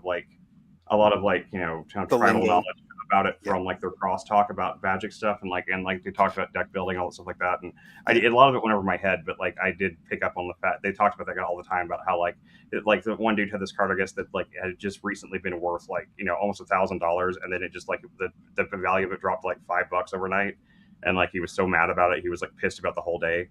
Yeah. And so yeah, I know what you're talking about in that sense. And it's just I really don't understand like why that's like one use for like NFTs that like why I don't understand like NFTs were a stupid idea, but it's a stupid idea that could have been used in cool ways if they had done it right. Like a game like Marvel Snap would have been a cool way to use NFTs, right? Where each card you got could have been an NFT, and that way you could have actually traded them and actually like had made like a card trading type thing out of it, where you have like a pseudo, not like a physical thing, but like a pseudo your thing. Yeah, right. so something that still like kind of belongs to you, and you could sell it or trade it with to other people to build different decks and stuff like that. That would have made that game so much cooler. But instead, like they kept it like just kind of like they kept all that. I mean, I just thought I've always been weirded out by like the way that they try to use NFTs. They try to just like sell them as just like now you own this picture of the monkey, and like it's like okay.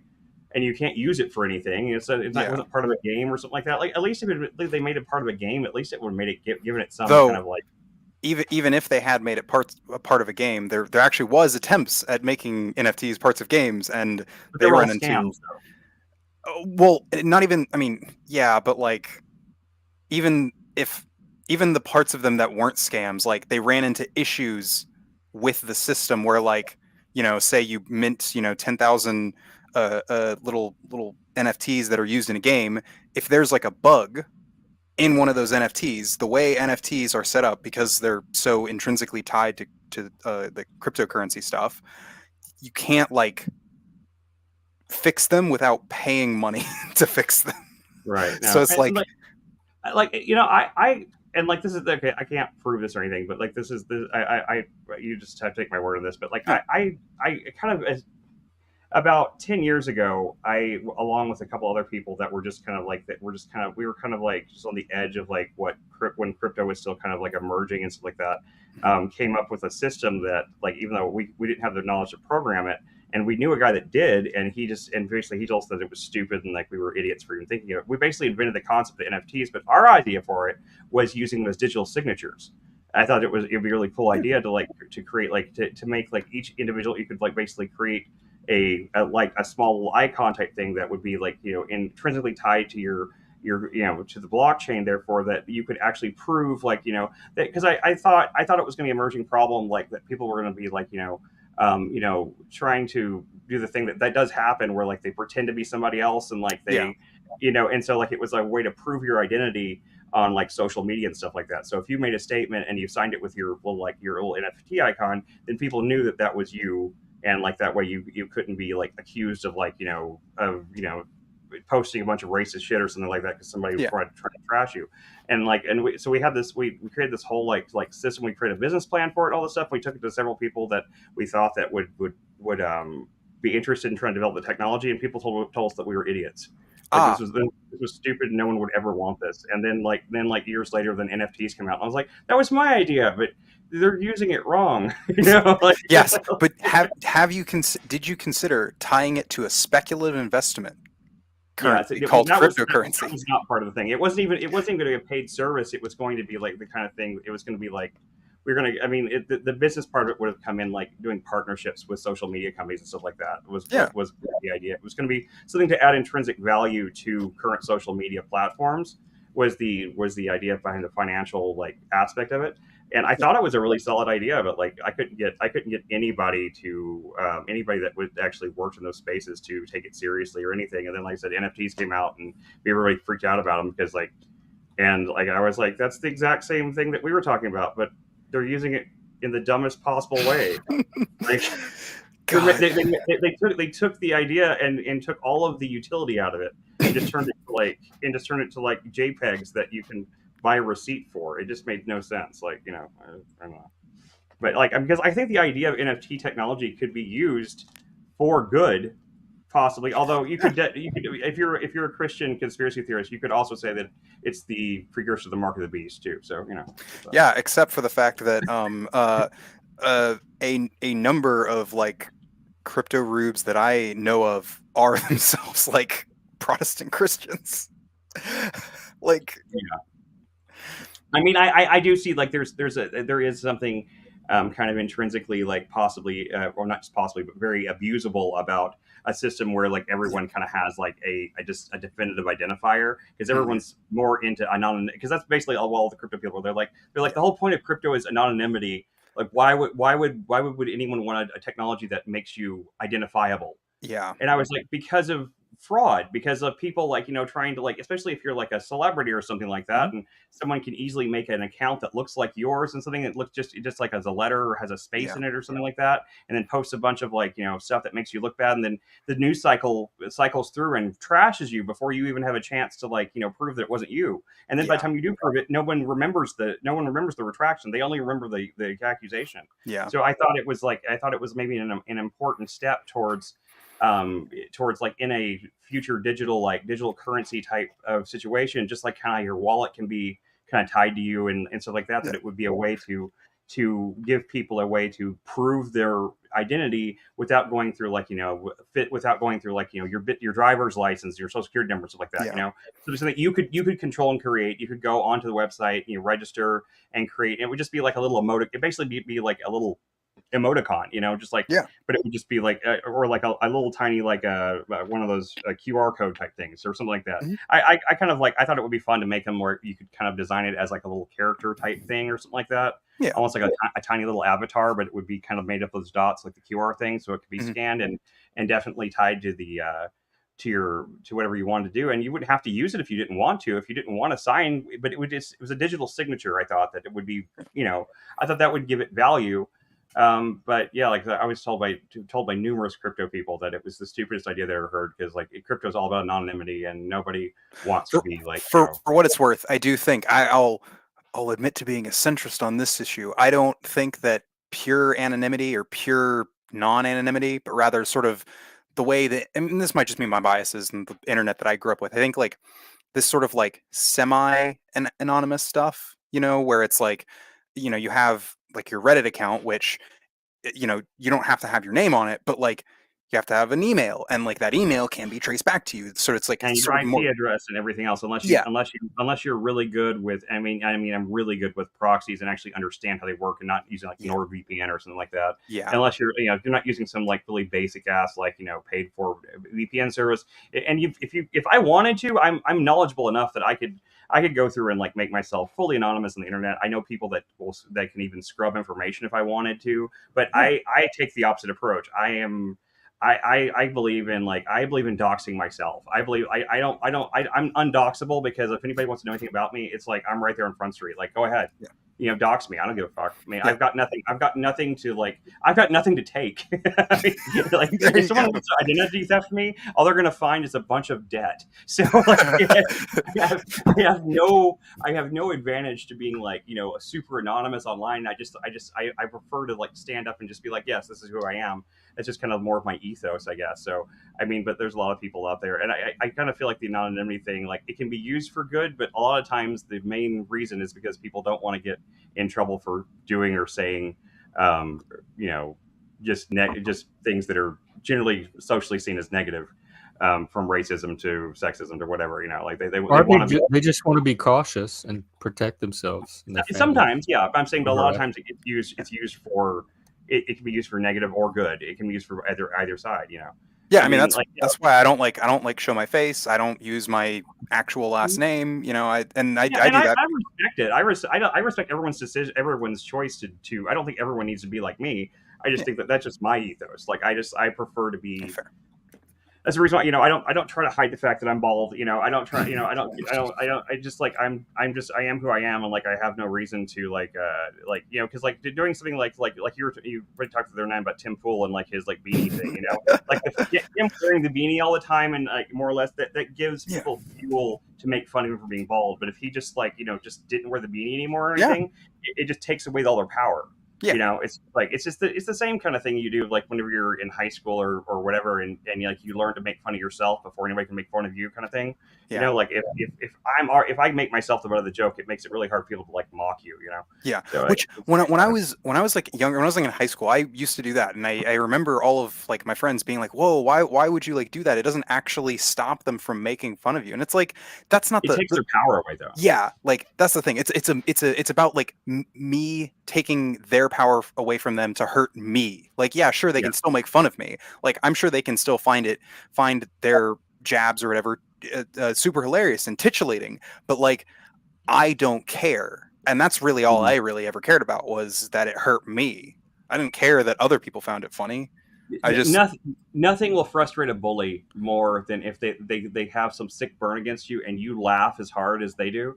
That nothing will frustrate a bully more than that. Yes. That's like that's one of the most empowering things you can do. If somebody tries to like I don't know, just whatever fucking stupid name they come up with in high school, they call you this or that. They try to call you whatever it is. I don't know. I can think of a lot of them. I just don't want to say them on the thing. I don't want to get us banned or anything. But just they calling you just bigoted things or something like that for no reason. And if you just laugh as hard as they do, you just laugh like that's like that just like you just see like you can see the soul leave their body kind of thing. It's like what, but you're supposed to be hurt. And like if you can really like actually laugh at it and not be hurt by it, it makes you pretty much invincible. I mean, honestly, I still do it today. I mean, like, hell, I've had people like use like the fucking F slur on me and shit, and I just go like, I just do the little list thing and go, yes, queen. Yeah, no, I see that you do it all the time, even on Discord. Like, you change your name to because you had that conversation with that one guy, and like, you put yourself as transsexual or something like that at some point. I respect the hell out of that. Like, it's like if someone's going to come up with like slurs or insults for you, you might as well just own them and make them work for you. It makes no sense to like just get hurt and butt hurt by it. That's the reason why I just feel like that is where I do kind of come to like that I guess like one of the anti-woke things. I do feel like it's not even like being anti those people that get upset about it. It's just like I feel like they need better education on how to deal with these things. There's just better coping mechanisms than being upset and angry. Like, being upset and angry, that gives the people that are trying to bring you down, it gives them more power, not less. You might get a power rush out of like trying to like silence them and try to cancel them or something like that. That maybe that makes you feel powerful for a minute, but it's so much more powerful to just like what's the old adage about like the best revenge is living well kind of thing, like shit. I can guarantee you there are fucking people out there on the internet who have been coping and fucking seething when I like call myself a tranny, okay? Like, because they're like, no, I'm supposed to call you that, and I'm like, I did it first. Taking it back, man. Like that's one of my other favorite Wonder shows, and little like tiny little sketches they did for a long time ago. I think it has the funniest like payoff punchline too. It's literally like a list of like just like words I won't say, just I don't want to get the stream banned, but it's like like a slur word for a Mexican, we're taking it back. Slur word for black person, we're taking it back. And the last one is women, we're taking it back.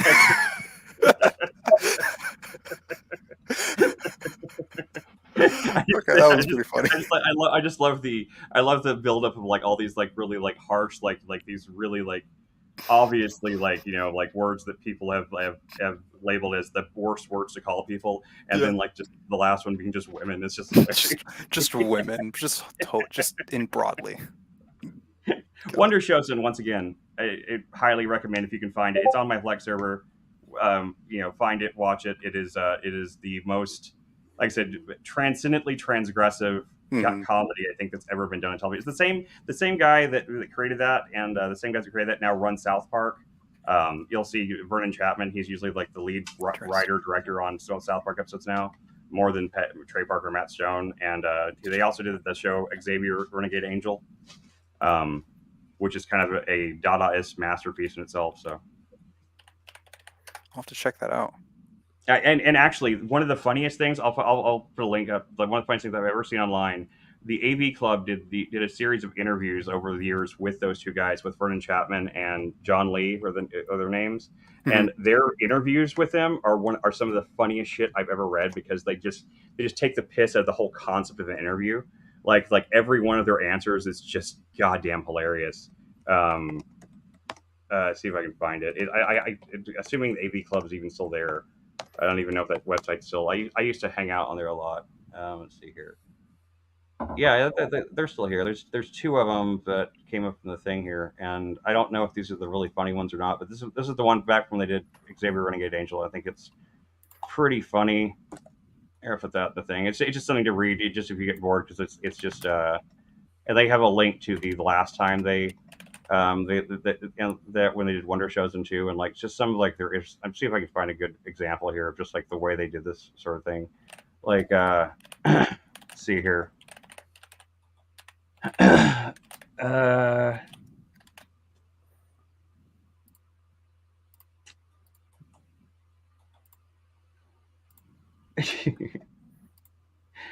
um, yeah, and the show itself is just like is pretty great in general. Like, and like they just kind of talk way more. There's questions in it, but like just some of the things they say in this interview, just like I mean, like one of the only like thing like one of the only interviews I've ever read someone hit that I laughed out loud multiple times reading it.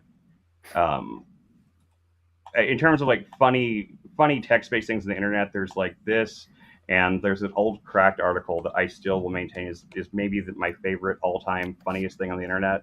It is just like this it's one of the earliest Cracked.com articles about the superhero dictionary. Mhm.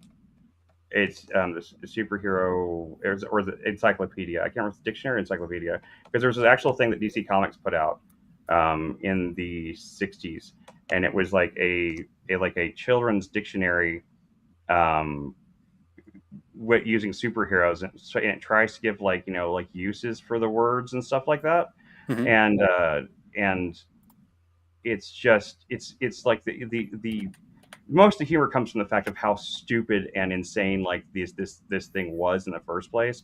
But the article itself just like pointing them out. I mean, there's just like there are just and like they're not even out of context. It's like the context that they gave these images is insane. Is as hilarious as anything else. Let me see like if I can find it though. It's only because it's only one and it's only one little like thing from the article. The rest of the article is kind of boring, but I don't know why I'm bringing this up. I'm sorry. No, you're good. It's my autistic ADHD brain that like makes me like jump entire like to jump entirely different things. But I think of one thing and then I think of another thing. And let's see here. How can I turn this off? Oh, like they added the ad blocker thing. I had to figure out to turn it off the site. Oh God, I hate ads so much. It's one of the things that like irritates me the most about YouTube is having to like I have to keep like switching, finding workarounds so that just so I can get ad blocker on YouTube, and it's just like so irritating. Let's see. Dictionary. I used to have it. I used to have it bookmarked. My bookmarks have become legion, and I I can no longer find anything in them. Yep. I have to really go back and. Oh, Find, hey, like, and I forgot to mention this is a little off topic, but I forgot to mention we did get a third for the D&D. Oh yeah, I meant to ask who. High Tower March. I don't know that. and Lindsay's playing too. My wife. Oh, okay, hell yeah! So we got 4 then. Mhm. We got 4. All right, awesome. Is that okay? That is yeah, absolutely fine. It's totally fine. Yeah. Absolutely fine. If they said it wasn't fine, I'd go fist fight them. So. Oh, okay. Fair. Look, I'd fist fight myself if I said it wasn't fine too. So it's good. So then, sometime this week, we'll probably I'll at least want to get with some of y'all, if not like together, at least individually, and go through some stuff. In the gaming channel, I'll start putting together some of this like information and stuff. I need to find. Actually, Jeff, do you know? Is there a good like online compendium for like Greyhawk setting stuff that you know of? I think so. I know they have some wikis and some fan sites. Yeah. Do you? Who's Hightower March? Yeah, there's Greyhawk online. I Greyhawk wiki. I do not know them. Let's see. Are they from our Discord? Yeah, they may have changed their. Oh, it's White Mage. Are you Oh, White serious? Mage, yeah, White Mage, he's cool as shit. I love White Mage, but he never interacts with us. I'm honored. I have no idea who White Mage is. I think they've posted in He has a YouTube channel. Conspiracy stuff. Oh, really? Okay. Yeah, he does really good work, but he Interesting. I didn't peg him as like the social type. Yeah, he said he's a DM, like he's DM'd before. So. Oh, okay. Well, yes, yay! I'm excited. Well, find out what character he wants to be, and we can start getting our party together. I think I'm going to be a rogue. Rogueway, it. Rogue. Yeah, well, yeah. I got give me a list of like all the types that I can choose from. So well, if you go, did you create your Roll20 account? I did go to the website, but Oh, it yeah. crashed on me, so I need to go back and do it again. And But actually, I can just I'll give it just to y'all individually. I don't really want to put the link to the game publicly, but um, I'll I'll get y'all individually the link to the here it is. I need to copy it. Copy link address. so I just try to share my screen so I can just show you guys like this one entry here, the super dictionary thing. It's just so fucking hilarious. It's a great way. I don't know if we're really wrapping up or not for sure, but if we are, this is a great high point to everyone can just laugh through. I think Jeff, you live everyone watching.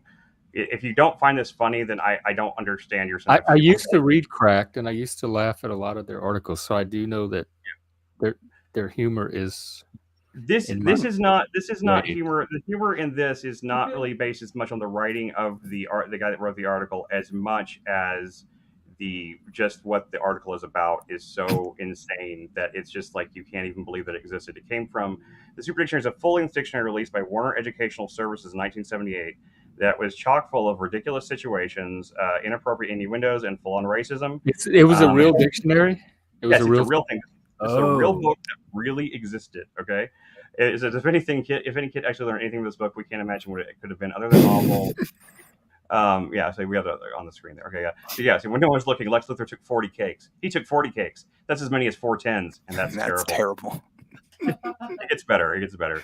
And like so, like the so then there's this one here where like comic definitions. Theirs too, or did Crack change those to be funny? no, these This are is straight actual out of the dictionary.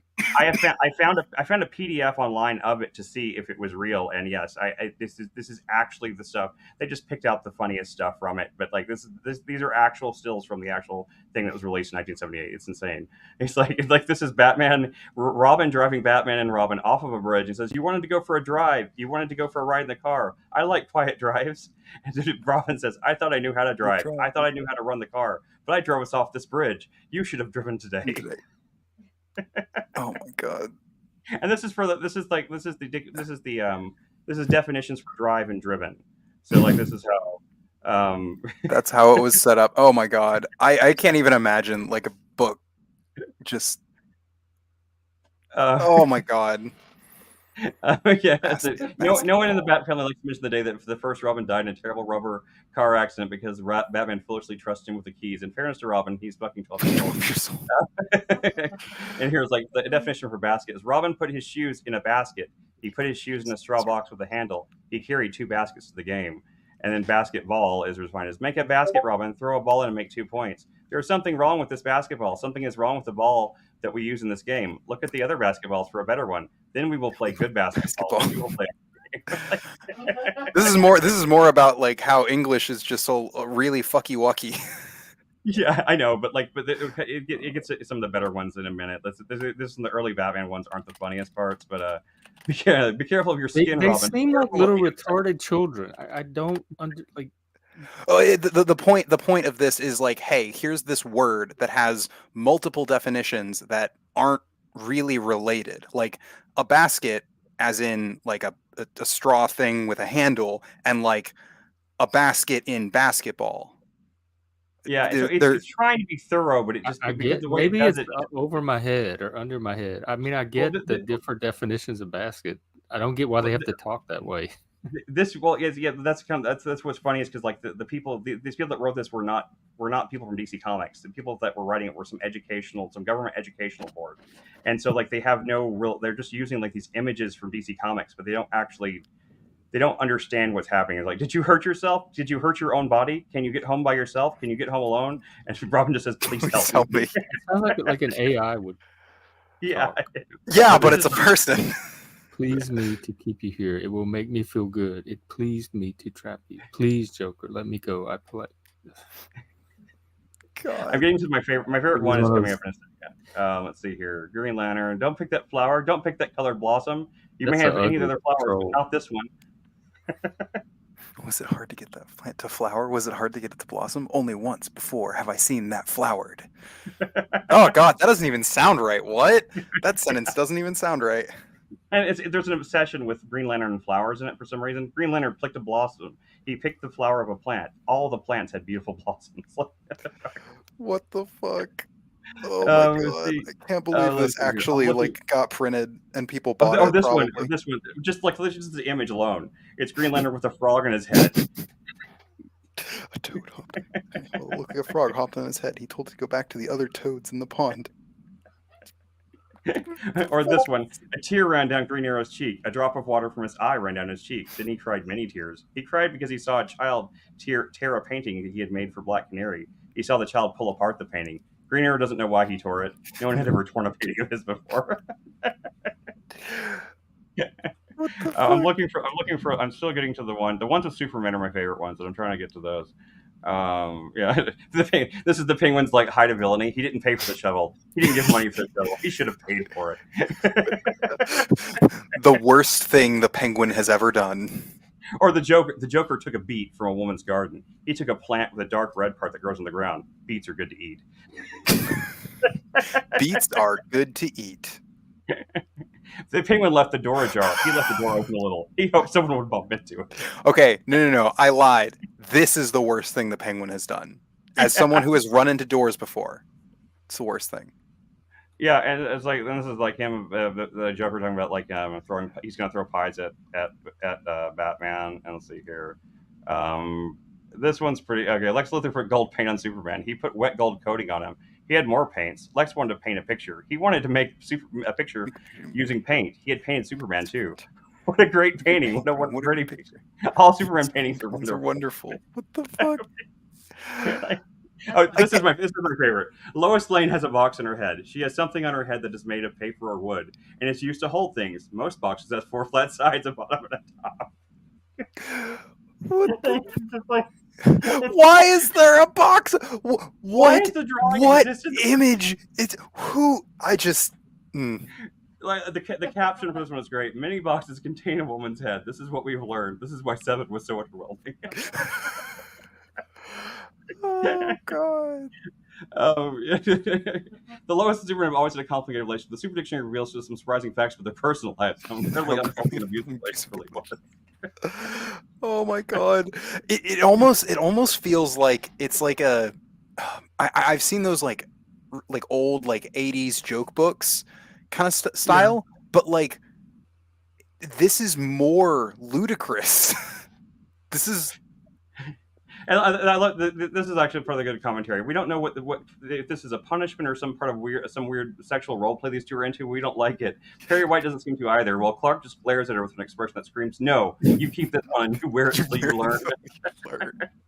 Or this one where Superman is it looks like he's being chased by the cops for, I guess, stealing a giant teaspoon, and he says, "I'm taking it to a giant who has no teaspoons." You know what? That's a very logical thing to do, you know. Yeah, you know. I mean, why did that teaspoon exist in the first place? If not for a giant that needed teaspoons. Exactly. Or this one where Lois Lane is beating up on Superman. Decide if you want to drive or fly, Superman. Make up your mind which will it be when you have decided. I'll tell you where you have to go. The people who wrote this had to be self-aware of this. They they could not have not been self-aware. I think they got a bunch of images from DC Comics, and I don't think they knew anything about the comics. That's what I'm guessing. It's the only thing that makes sense. It's like they have a bunch of like random images that maybe they were probably throwaway images, like, you know, things that like the comic artist probably drew because they were funny or something like that, and like they just sent them all these junk images, and then the writers had to like figure out ways to use them in a I guess my tab crashed, so I can't share it anymore. But anyway, so that's the box thing is the highlight anyway. It's just the box thing is, I think it seems like the funniest. Yeah, the box. I used to use that image as like a background on my Twitter, and like I tried to make an avatar out of it at one point. I thought it was the funniest fucking thing. It's so funny. Especially like it really is. It's like at first you focus on the box on Lois Lane's head, but then you look at the expressions on them behind her. They're just like mad talking. You're just like. And why? Whoever like drew that? What prompted that? Like, well, a lot of comic book artists were really were funny people that did understand the absurdity. I think that my theory, and like there is no definitive information on how this came about. It's something that DC Comics tried to bury. Like it's not something they're proud of. They don't. It's not like something that has like that they've ever you should be reprinted. proud of it. It's so funny. It exists in very limited copies of like when it was released, and so like it's not like a very widely known thing beyond like a few internet articles. But I can almost guarantee you that like post-ironic Gen Zers would like fucking buy the shit out of that though if they reprinted it. Oh yeah, I can't believe they haven't. Like, but I think they must be embarrassed of it to some. Granted, for some at this point though, I think DC Comics is enough of a joke. I think they could easily do it without any kind of like I don't think that people like it's just not a serious brand anymore. Not since the Nolan film. So hey, it would probably let them tip over into being better than Marvel. At this point, I don't know. I watched. I mentioned it the other day. I watched Guardians 3 and the third Ant-Man movie the other night on while I was working on clothes and stuff like that. And honestly, I thought they were both pretty good. Those were two of those movies that people were saying like they were woke and they were this and that. And I just like me and Jeff watched Indiana Jones, and like I didn't see it. It wasn't woke. I didn't know what they were complaining about.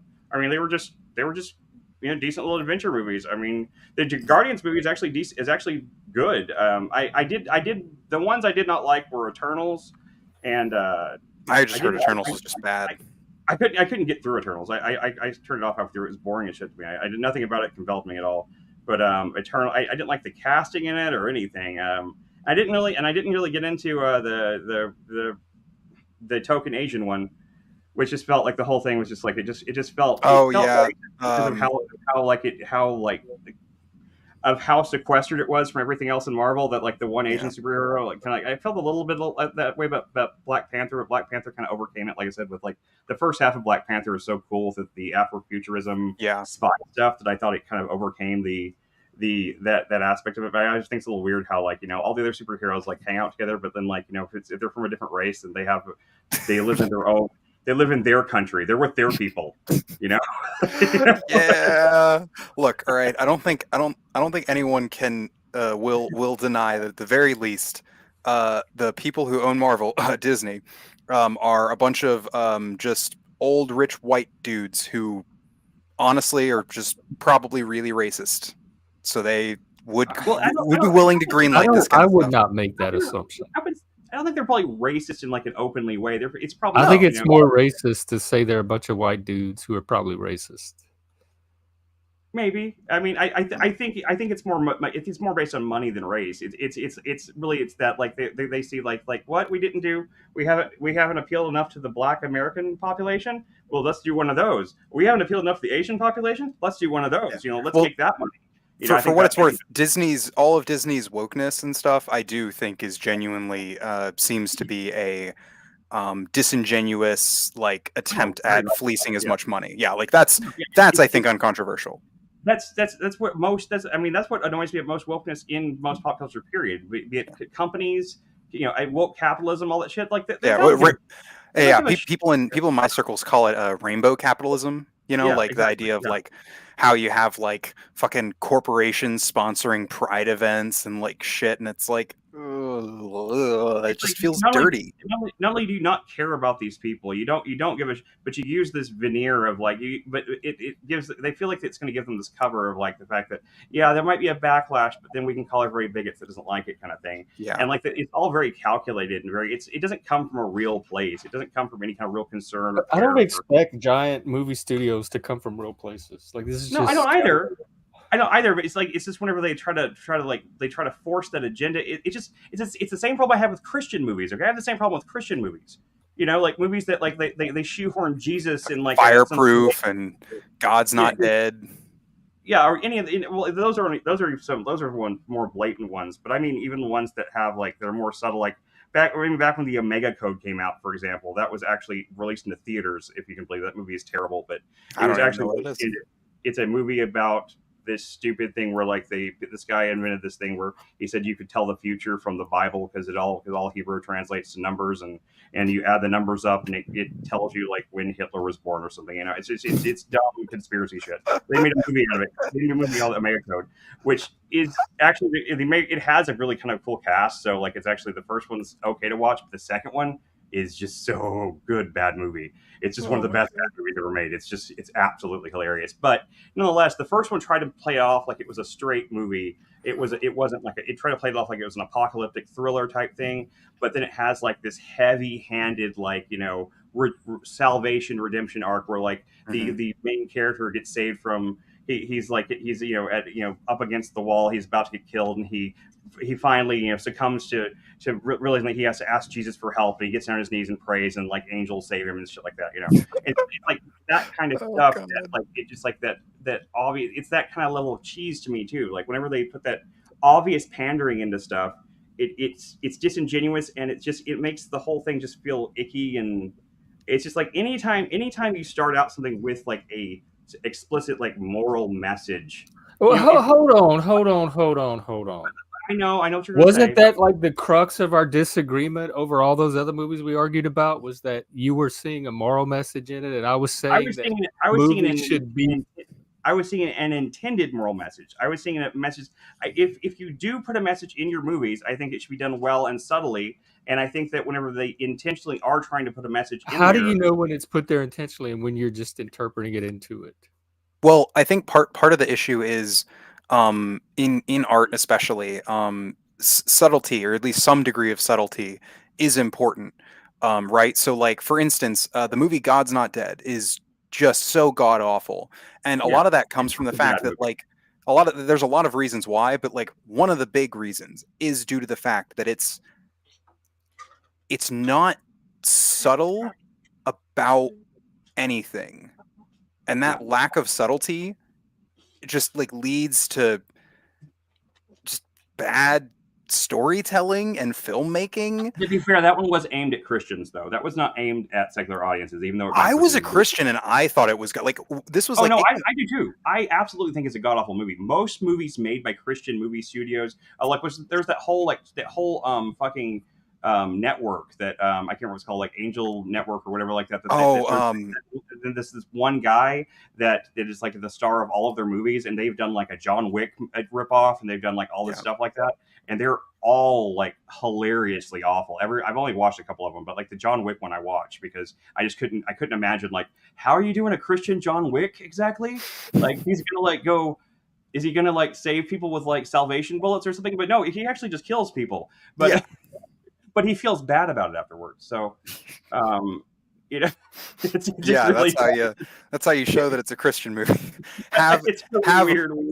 Over gratuitous violence, but then he feels bad about the over gratuitous violence, and that's what makes it a Christian movie. And they don't show much blood or gore either. It's all those kind of like old school like Western movie kind of deaths where like either you don't see any gunshot wound or like that's even worse. Oh. Yeah, it shoots around it kind of thing. It's bad because it's still like PG or PG-13 like rated type stuff. They're not doing R-rated things, but it's like there's so many or you see the Nicolas Cage Left Behind movie that was also blatantly Christian and blatantly terrible too.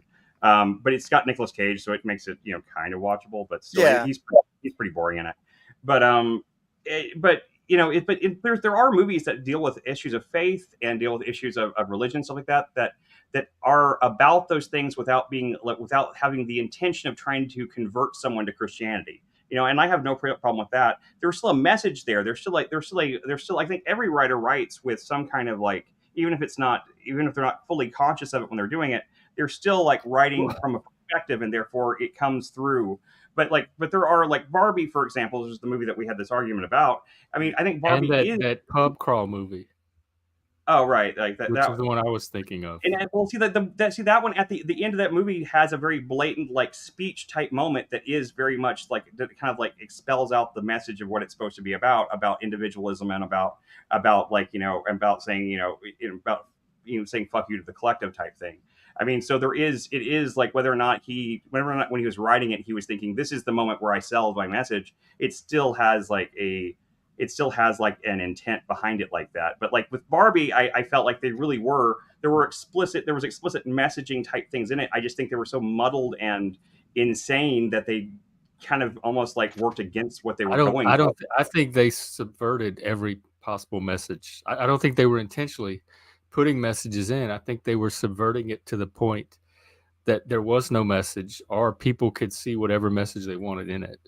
Maybe so, and like I mean, certainly, if I just watched the other Noah Baumbach Greta Gerwig film White Noise the other night, and I will say that movie has no clear message to it at all. It is just like all over the place stuff about Part like of that is it's a Don DeLillo novel, so I wonder how much of that came from yeah, that could be that. his I didn't know. style I didn't know it was versus a the novel. movie. I didn't know it was based on a novel. Like it's really weird that the Adam Driver, the main character, the dad in the movie, his main, and it never really explains how, but his main claim, he's like this professor who's kind of famous for talking about Hitler, but it's not, it's never really said like, it's just talking about the life of it. He's famous for being like the world's leading expert on Hitler, but it's almost like, but he almost doesn't even treat Hitler like an evil person. It's very weird. It's a very strange thing. Weird. He's very Jewish too. You know, I mean, Adam Driver is obviously Jewish, but Yeah. you know, I mean, so it's a very weird, like subversive type of thing it's doing there. And the movie is decent. I thought it was worth watching, but it's very all over the place and doesn't really have like any clear messaging too. So maybe it's just like maybe Greta Gerwig and Noah Baumbach have settled into a writing rhythm where like they're doing this kind of like subversively on purpose. When I came away, like the reason the Barbie movie I felt like that was because they had like that whole big scene of them deprogramming all the other Barbies with like this speech about how like about the contradictions of being a woman, even though most of the things they say apply to men too. And it's just like it doesn't, and also the fact that everyone's favorite character in that movie is Ken, so who's the villain kind of, I guess, like there really are no villains in the end. Even the corporate guys are kind of okay. So like it's a really oddball movie. Have you seen it, Lib? No, God, no. Fuck. No, it's really good. That, It was one of the best Oppenheimer, movies I've seen in years. I mean, like I'll watch it in like I don't know, a year and a half or something. I recommend watching it as soon as possible. I don't consider it one of the best movies in a year. Jeff does. I think I kind of put it in. I have kind of a semi obsession with it because of the fact that it's such a train wreck, in my opinion. I feel like it's one of those movies like Southland Tales or one of these movies that's just like an ambitious, just like mess of a movie that makes very little sense to me. But I kind of love movies like that. I love movies that are ambitious. I wouldn't say failures, but ambitious messes. That's something I'm very, because it's very ambitious. It's extremely ambitious. And I don't feel like it works all the way through in many ways. But at the same time, I will say that it's one of the most interesting movies from a perspective of like trying to like look at a movie and trying to like just for something to discuss and the ideas it brings up. It's very interesting. It gives a lot of things to think about because of like how muddled some of the mess, or like I said, what I felt was messaging was. And maybe and Jeff might be right. They may have literally been intentionally making messaging and then subverting that messaging intentionally as just as like I don't know, like a weird. And the fact that it's the biggest. Well, it was Mattel too, so I think they were trying to be all things to all people and not. Yeah, I cannot believe Mattel signed off on it myself. I'm like, wow. Like, I mean, maybe Mattel's heart is really down bad for money right now that they really need. But like, it was the biggest hit of the year. That's the biggest grossing film of the year so far as Barbie too. Yeah. So it's avant-garde. I will say it's an avant-garde film. It is not a mainstream film by any means. It has the guise of a mainstream film, but the entire premise is that Barbie has an existential crisis about death. Okay. Yeah. That's the premise. No, I'm aware of that. Like I've heard people talk about it. I'm just saying, like, just that in itself, the premise. Just think about that as a premise. Like you're making a movie about Barbie. Even the Lego movie wasn't that blatantly like weird about like the fact that they were taking. I mean, it kind of has an existential crisis in it too, but it wasn't explicitly about death. Yeah, that's true. I don't know. I just kind of avoided it just because I knew that like the zeitgeist and everything. Yeah, I knew like as soon as like I heard about it, I knew like, oh god, fucking everyone on the internet's gonna be talking about this, and there's gonna be a bunch of fucking chuds who are gonna like say stupid shit about it. There's gonna be a bunch of fucking liberals who are gonna say stupid shit about it, and then like I'm gonna have to like sit there and listen to people talk about how it's woke and go woke, go broke. I felt the same way. Like we went and saw it. I didn't think it was woke. There was there was a $4 movie day that happened a while back, that happened a couple months back when it was still out. That's the only reason we ended up going to see it, was because like we were like, well, let's go see it. We should, we can go see a movie, any movie for $4. And movies are pretty expensive around here now. So like, they're expensive here too. Whew. we went to and like it was the only thing that was like kind of playing, and I was kind of like, and Lindsay really wanted to see it, so like I was like, yeah, sure, I can watch the Barbie movie. And I came out of it just feeling like just bewildered by the whole thing. I was just like, what did I just see? Like, it's just not. I mean, I expected a mainstream movie about Barbie and doing cutesy Barbie things or something like that, and this is just not that. It's fascinating. I think it's a fascinating film. I mean, I wouldn't like say one of the best movies, but I'd say it's one of the most interesting movies. Yeah, no, and Jeff, I know you probably don't think it's woke. Oppenheimer's a very good movie, but it's also very boring and very uninteresting, honestly. Whereas Barbie is maybe not a great movie to me, but it is an extremely interesting movie that I have not stopped thinking about. So yeah, I was just more like, I know, like I've seen a lot of the pundits who will go like, "Oh, Barbie, it was so woke," and like it's like Ben Shapiro. So like, I don't trust Ben Shapiro burning all the Barbie thing. Cringe as fuck. I don't trust Ben Shapiro's media literacy like at all, basically. So I don't either. It's just more annoyed me. He has takes on things that are just like. And I will say, like on the other hand, I did watch the Sound of Freedom movie a little while back, and like that movie, like the controversy from the right was right. The right always were right about that movie. That movie is not anything about conspiracies or Pizzagate or any shit like that. The fact that QAnon might have liked the movie has nothing to do with that movie. It's just it's a pretty standard. It's not a lot special, but it's just a standard kind of like military-ish thriller about saving children from child trafficking. And it doesn't make it into like this big like conspiracy where all the rich people are doing it. It's like it pins it on like the and yes, most child trafficking is done by actual families and not by like kidnapping, stuff like that, but still it's about those edge cases and stuff like that. It's that's kind of one of the things. And that was a case where like the zeitgeist went the other direction on it. And like I get exhausted by that stuff too, and like I'll sometimes not watch a movie for a long time because of it. But I find like it's more interesting to kind of like try to engage with them a lot of times these days, just to find out, because I just can't trust anybody anymore. Yeah. I think the only person that gave an honest review of Barbie that I agreed with in any way on it was Shoe on Head. Interesting. I just honestly, it's not even necessarily like conservatives are bad at like media literacy. It's like I just think honestly, broadly, people are. I'm a big Star Wars fan, and I watched Ahsoka as it was coming out, and like people liked it for some bizarre reason, even though it was like objective. Like the acting was bad. It was god awful. It looked bad. I kind of thought it looked interesting because like I thought Rosario Dawson was a great casting choice. Oh no! Rosario Dawson was a great casting choice, and then like I think, but for some reason she like was all stilted and like unemotive for like the first half of the show, and then the second half her emotion was like vague smirk, but like it didn't really go any further than that. And like there were so many choices where like the actors and actresses I think did fine or are fine, but like for some reason whatever direction that they were aiming for like was just some weird stilted like flat performances. And like I've heard the same thing about a lot of the Star Wars shows except for Andor. The only one I've really heard positive things about. Yeah, and I mean, first season of The Mandalorian, which I did try to watch that one, but the first season of The Mandalorian's fine. Honestly, the Obi-Wan show is like garbage except for Ewan McGregor. But like with Ahsoka, it was one of those things. And like the thing that pissed me off the most about that show was like that is what I want from Star Wars. Those kinds of stories, just I want them to be good.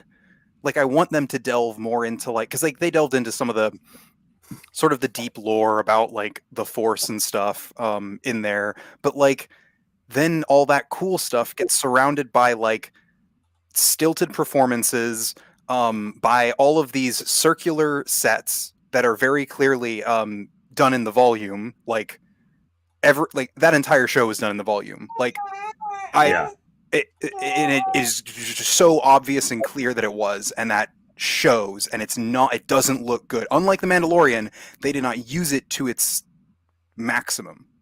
Which is weird because like I think like, Disney has kind of proven themselves that when they spend money on the shows like this, the first season of The Mandalorian at least looked good. At least the 3 episodes I watched, and like it seems like after that they just cheaped out on the rest of the series, and like it seems like the ones it seems like the one really successful one was the one where they actually put the money into it. So why would they why would they cheap out on the rest of them when they clearly have? I know that they've had a bad year, but it's not like Disney's not. I don't think. I'm so sick of seeing these videos and things about how Disney's over. They're over. They're over. They're not over. They're like, they lost some money this year, but they're over the same way Bud Light is over. Like Bud Light's not gone either. They're just fine. Like they lost the market cap, but going down from $6 billion to $4 billion is a big big loss of money, but it doesn't mean you're going on. It doesn't mean you're gonna go bankrupt. Yeah, and like the thing that irritates me the most about Ahsoka is there's no way they cheaped out on Ahsoka. Like again, the most of that show was filmed in the volume, which is not like a cheap technology. They just you just mean like the LCD screen, green screen? Yeah. Like it just looks so bad, and like anything I've seen shot in that way, shot with like that LCD, like that's supposedly so much better than green screening was. I have not been impressed with it. I've not seen it looking good. It was used well in The Mandalorian, which and so like I don't understand how they then used it poorly in another show in that same franchise with the same people. Like it just. Have you seen like the stuff that they're doing with Unreal 5? Like they're doing, Unreal 5 is created not just for video games but also for making movies and stuff. Yeah, I've seen footage of them like going into like the Unreal 5 studio thing and like how like they have like this like basic dotted kind of background thing and like how they can like just like do kind of green screening but on like a whole new level of like like that. I don't know why they're all not. I think the LCD thing is stupid. They should all transition to Unreal 5. Yeah, and the Unreal 5 thing is insane. Like those guys. I mean, you got to give. I mean, I don't like. I kind of understand. Like, it's kind of like cool that Fortnite was so successful because it's kind of allowed them to create the technology. Yeah. Because like I hate Fortnite, but like I see how they use that money to actually create like an entirely new form of like special effects technology. I guess my issue is that it's less like a special effects thing and more like they're just making just better animated movies. Yeah, I know. In myself, if I ever get to make a movie, I cannot imagine ever doing the only movies I have the two movies I really want to make growing up, especially were the C.S. Lewis ones, the space trilogy ones, and I think those were pretty much almost exclusively half shot in green screen or like landscapes are just too fantastic. There'd be no way to shoot on Earth and make it look like the way you need to make it look for the sci-fi setting. Yeah, but beyond that, like I would never want to shoot anything in like a fully green screen type environment type thing. So I just find it sterile. And I always, I don't know, I have, and this is absolutely more of a conspiracy theory brain thing, is I think that the reason why they're starting to move more towards the stuff like the volume and that Unreal Engine 5 stuff is the volume sounds so sinister in itself. Is mostly, I mean, like, so as far as like movie making is concerned, most of those industries are unionized.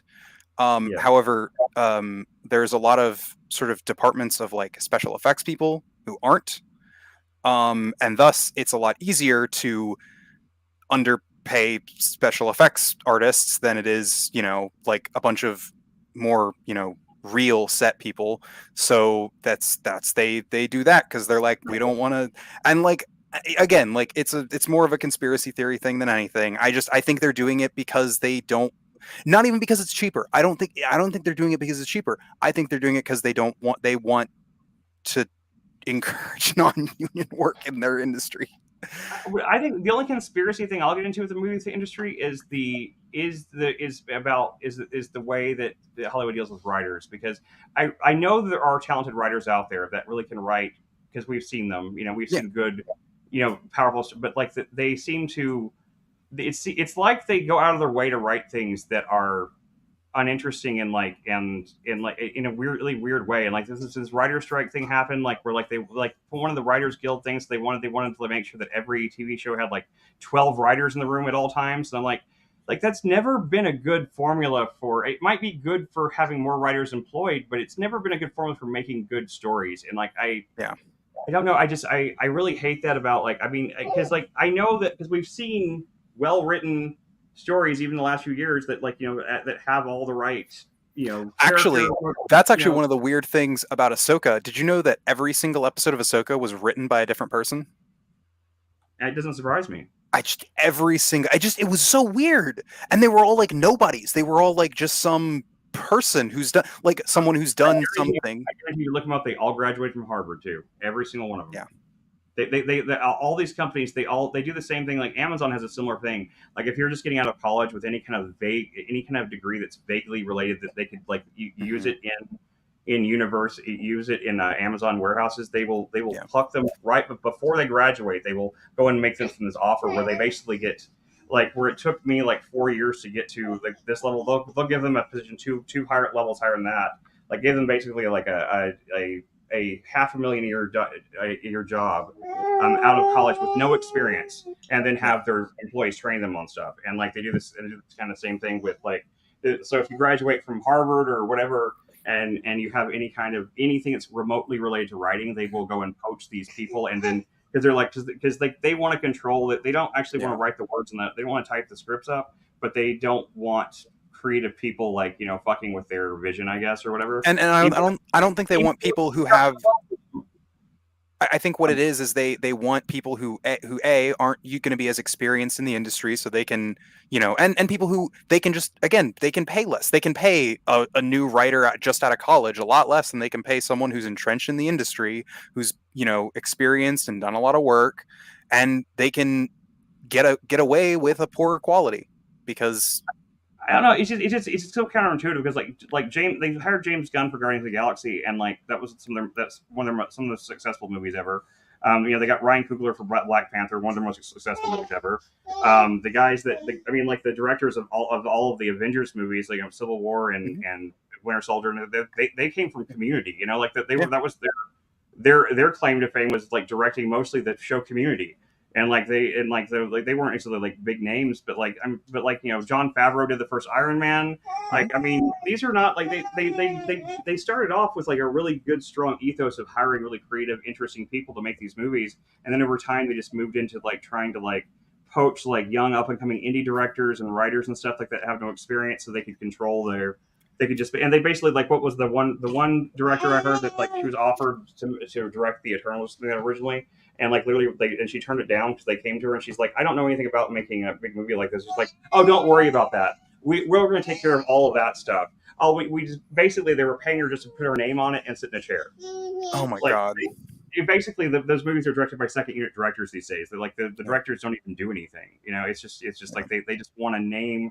They want the credibility of having an indie director on the thing, so they can like especially diverse ones, so they can claim that that is a brownie point, and then they just want to control the whole thing and make the movie they want to make. And it's just, I mean, and I think that there was a good reason for having like some degree of control over that originally with Kevin Feige certainly did a great job for the first few phases. So like even Joss Whedon was kind of an artist pick at the time, making Avengers, but that's the reason he quit the whole Marvel Cinematic Universe, is because like they would not let him make the movie he wanted to make with the second one. So, yeah, and that is, I don't know. The consequences of allowing corporations to create art have been a disaster. Not really, but like, yeah, it's unavoidable. It's unavoidable, but yeah, I agree. I mean, I would much prefer if art was entirely in artists' hands. But if you want to make big things, though, you need big money, and that's the only way to make it happen right now at this point. Until the special effects technology is to the point where like anybody can can green screen themselves in any environment without until film becomes as cheap as pen and paper, more or less. Until it gets to that level, then it's the only option you have. And I am working on this little streaming project movie. Like it's going to be about streamers or whatever. It's going to be like all kind of encased in the screen. I keep going back and forth on that though. part of me wants to keep it like all like on the computer screen, kind of like the Unfriended movie was, even that movie's terrible. Yeah, But I then remember that movie. another part of me that kind of wants to like kind of like zoom out a little bit from it and actually make like maybe some scenes in IRL too. I don't know. I keep going back and forth on like where I want to like take it. I've been watching a lot of mystery movies lately because that's I kind of want to build a kind of a mystery thing. So I've been watching movies that are like about mysteries and like and people, I want to have a sense of humor too. So I've been watching a lot of. Last night I watched, which I guess you must have fallen asleep during the movie, huh, Jeff? I did fall asleep. Yeah. I watched The Nice Guys last night because after the movie was over, I was like, "Hey, what'd you think?" And then there was just silence, and I was like, "Oh, I guess he fell asleep because you were still locked in for like the whole night." I didn't laugh one time. So if it was a comedy, I didn't see any comedy at all. It's more And of it. I mean, it's not as like far as the mystery, like a really good mystery, it depends on how you set up the mystery. And there was no setup. I had no idea what they were trying to solve, what they were doing, what anything. It wasn't very well set up. So it lost me on both accounts. How far did you get into it? Probably about halfway, if not more. They were at that. They killed that guy and were driving away. The car. The little girl was with them. Okay. Well, I so that's the point where the movie picks up a lot to me. So I guess it's just a difference of. Oh, like I know. To me, I think the mystery in that is I was kind of thinking of it kind of the same terms with like the second season of True Detective kind of thing. Like it's more of like not even close.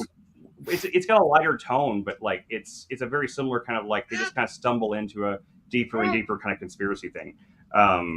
And like I think the performance, it's not a laugh out loud comedy. It's just like the performances from Russell Crowe and It wasn't Ryan even a laugh to myself comedy. It was like no it's emotion not of like it's not laughter like at a all laugh. ever.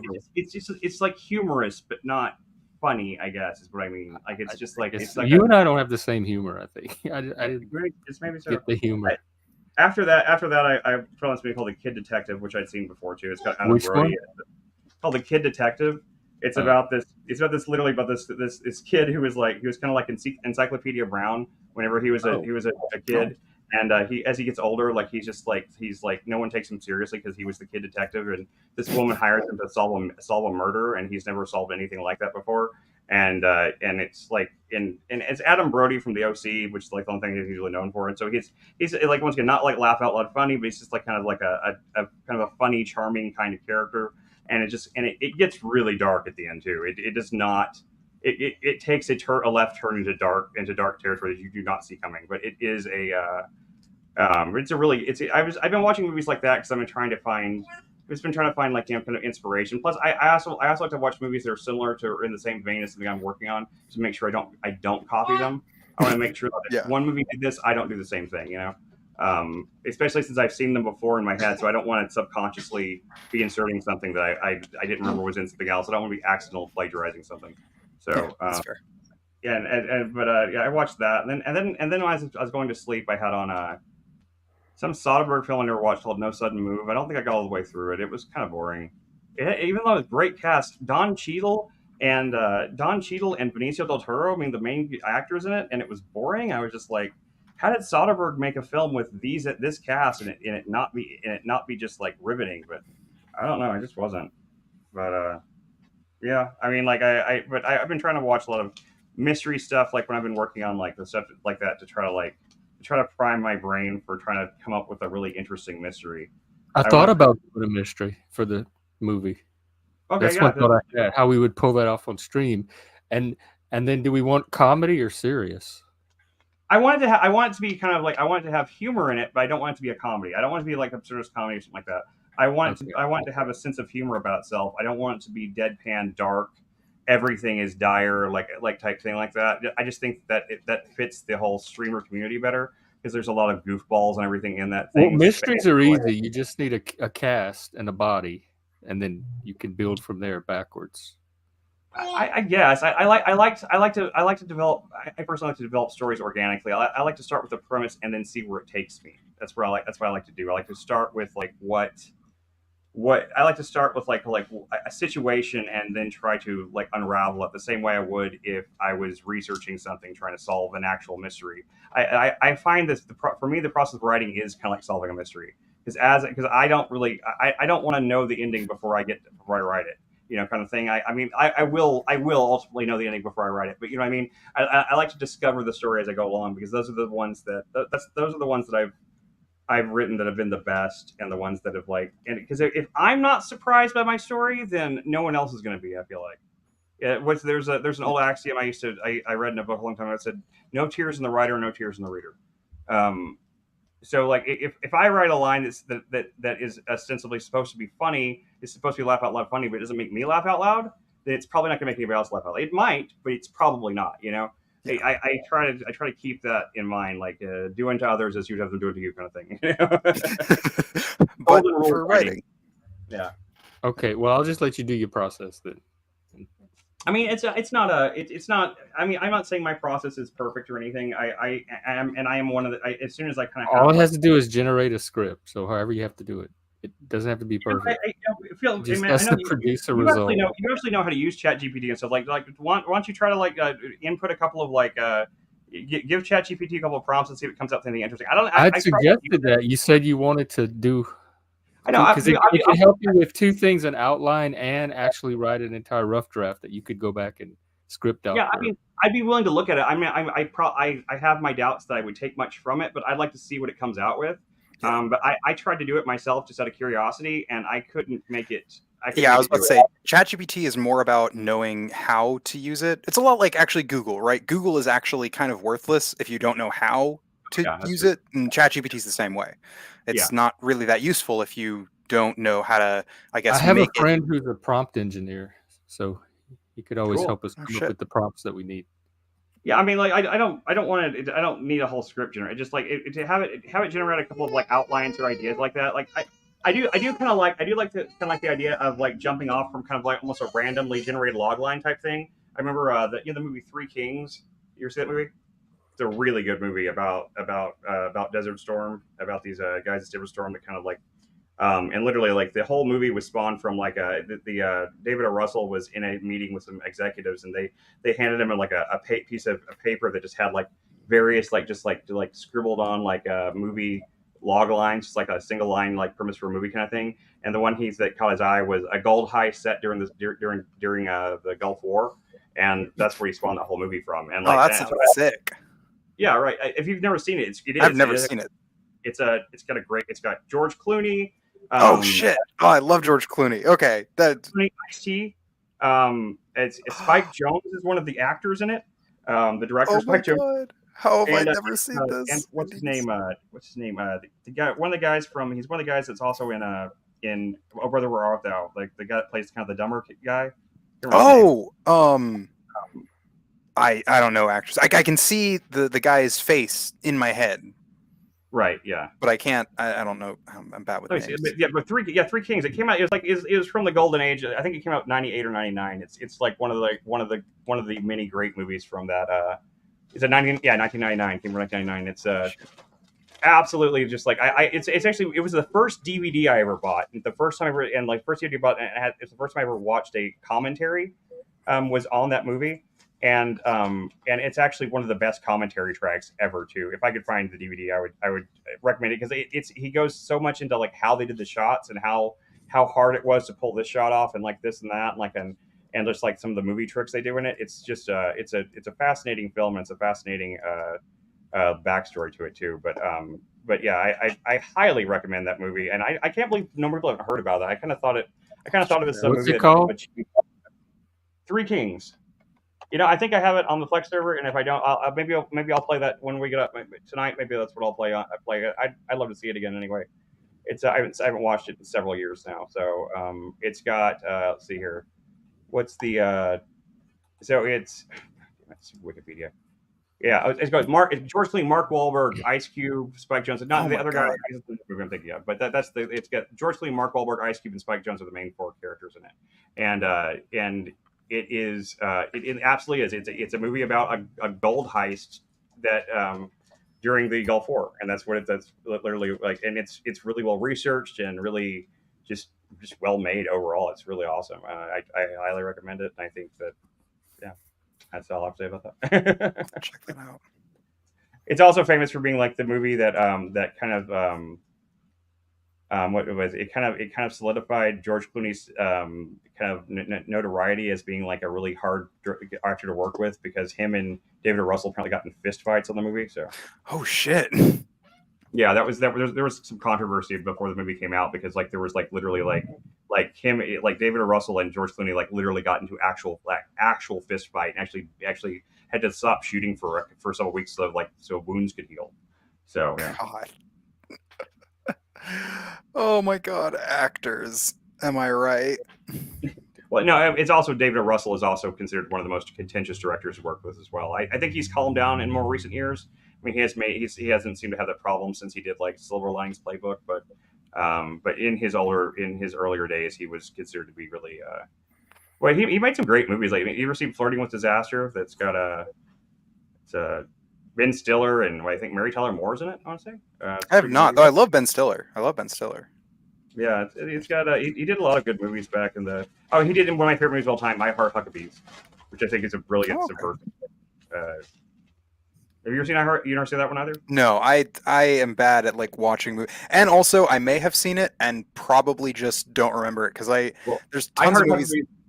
I Heart Huckabees it's got the brilliant premise of it's Jason Schwartzman, and he hires a pair of existential detectives to figure out his life. And so that's the premise for it. Okay, that does sound really cool. Actually, that sounds like a movie that Ben Stiller would be in. He's not in that one. He's not in that. Oh, he's not in that. Jason Schwartzman, Dustin Hoffman, Lily Tomlin, and Mark Wahlberg. Oh, I mean, I love Mark Wahlberg. I think I love almost. I guess not almost everything he's been in. He's been in some garbage, but. I don't think he's a very good actor, but when he's used right, he's great. Yeah, he's like he's just a personality, and when they put him in certain kind of roles, it doesn't work at all. But like Boogie Nights, he's brilliant in Boogie Nights because he just kind of is that guy, and he is kind of, and like the character he plays in I Heart Huckabees is just perfect for it. But then you put him in some things, and he just sounds like he's mildly handicapped.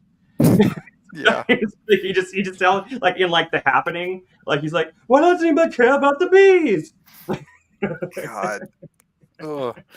Or like sounds like almost like Sam. Well, actually, no. I was gonna say, but Samuel L. Jackson actually was really great in the Star Wars. I don't think Samuel L. Jackson's ever been bad in anything I've ever seen. Even in bad movies, I think he's good in them. Yeah, he's just a good actor.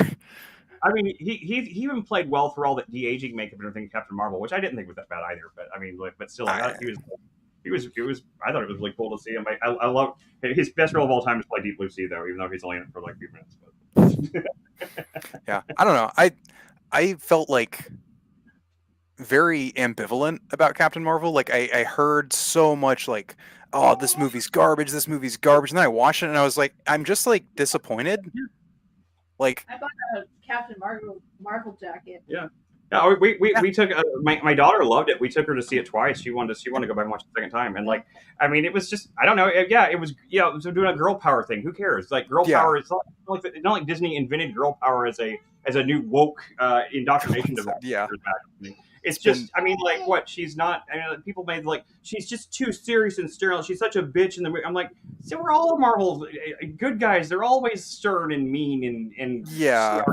Like that. How is she even Iron Man or anything? Maybe Brie Larson isn't as charming as Robert Downey Jr., but few people on Earth are. So, yeah, like I was like honestly disappointed at how not god awful it was. It was just kind of meh.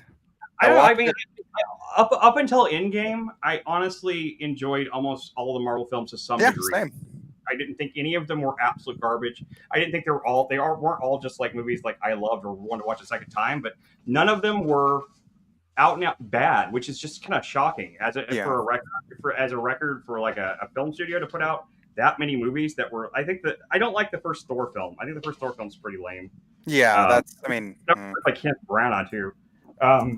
That one's really boring and lame, and there's a couple others that are just kind of like whatever. But like, I mean. Pretty much like, I mean, there's some of the most, and like there's, like I said, like Tony Stark's arc through his entire MCU present is one of the best character arcs I've ever seen in any movie series ever. Hold on, let me mute because of it. No, you're good.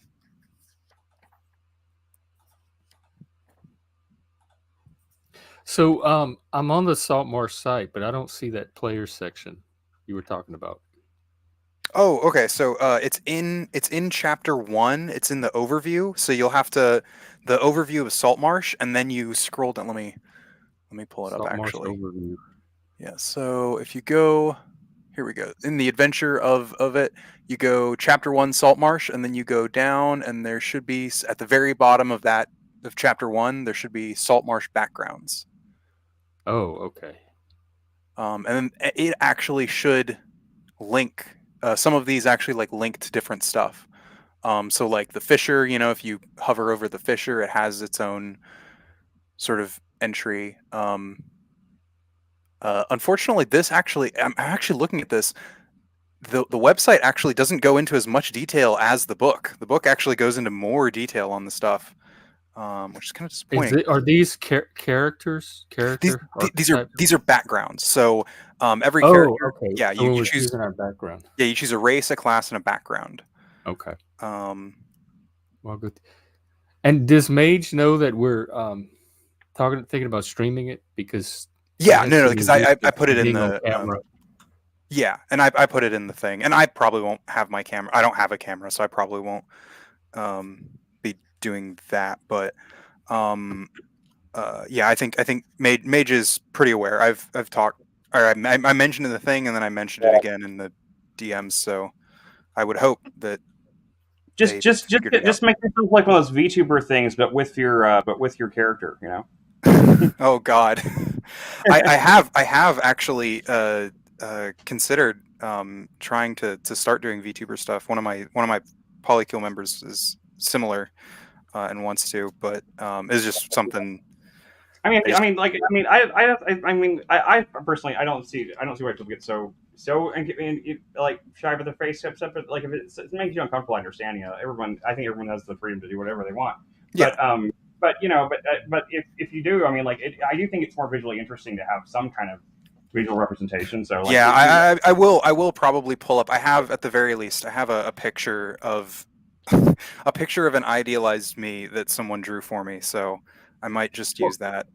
or maybe you can put up like just share a screen, and maybe if there's like, is there going to be like a screen, is it going to be entirely just all our words, or is there like any graphical aspect to it? Maybe we could use your screen Oh, could actually be like the overworld or something like that. We could use that as like a map on screen, so you can kind of understand where we're supposed to be in the world. yeah. We have in the Roll20. So there's a bunch of different. Basically, the way Roll20 works is there's basically a bunch of different pages that I can alternate between, and I have one for like I have pages for the region map, the town map. We'll have maps of the thing. I have pictures of the NPCs.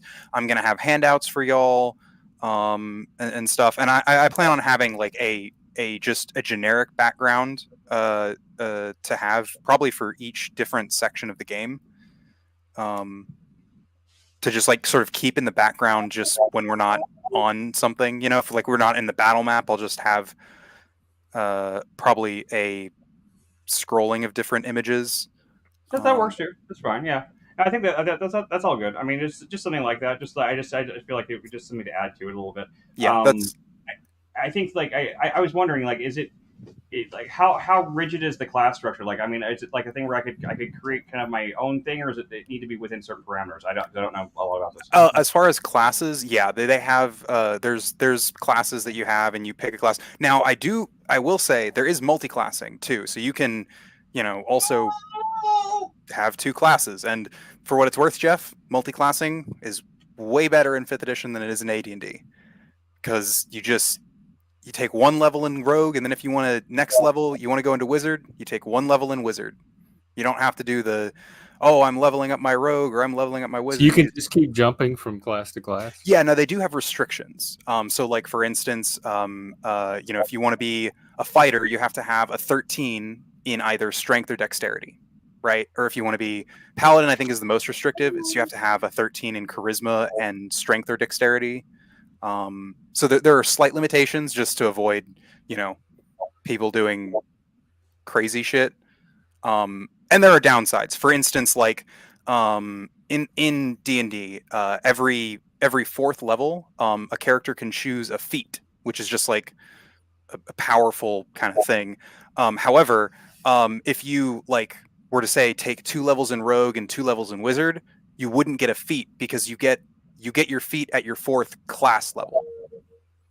So like at Rogue level 4, you get a feat. But if you go Rogue 2, Wizard 2, you're not Rogue 4 or Wizard 4, so you don't get a feat. That's like kind of the trade-off you make is you just don't get as many feats if you multi-class. I was only curious because when I was thinking about characters of last night, I had an idea for a kind of a character class that I figured doesn't exist, and I just thought it was an interesting idea. I was thinking of like this idea of like a techno mage kind of thing, where like basically what they do is like they create like living sigil machines. And they so like it's kind of they're more of a strategic character, and so when it comes to battle, because like they instead of like they can't really like cast spells or something, but they can create like these sigils that kind of become these living spiritual like egregores kind of thing. That Yeah, will, like, well, it's funny that you mentioned that because there's a class that does almost identically that called Artificer. But in addition, one of the nice things about 5th edition is that I like is it's very easy to just kind of, I guess, like reflavor aspects, right? So like, in previous editions, if you wanted to be a bard, you had to play an instrument because that's how you channel your magic.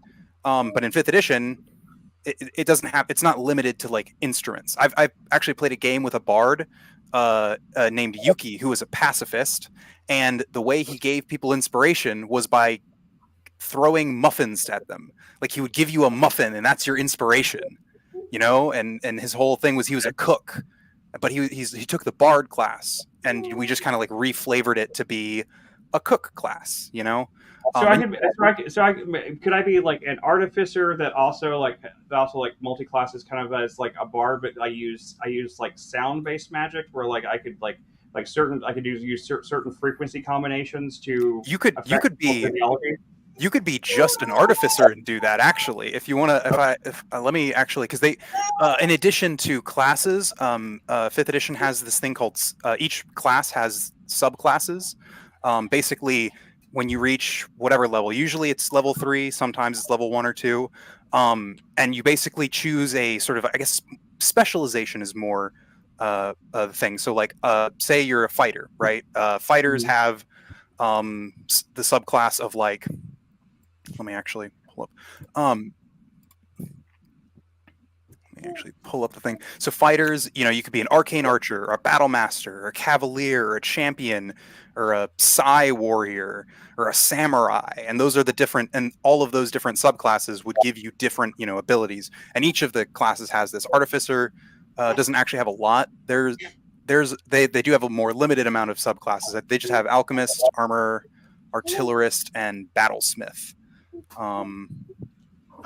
Because I was watching, I've been watching a lot of videos about cymatics and stuff like that, and that's where kind of the idea came from. Was like the like the concept, like with cymatics, like you put a bunch of sand or salt or like on a vibrational surface, and then the surface, like when you push different frequencies through it, it turns them in different patterns and stuff like that. Or with with non-Newtonian fluid, it makes like the non-Newtonian fluid kind of look like comes alive with like humanish shapes and types of stuff like that. Yeah, so well, artificers can make golems, I think. I can't remember. Hang on, which one is it? Is it Battlesmith? I think maybe it's Battlesmith.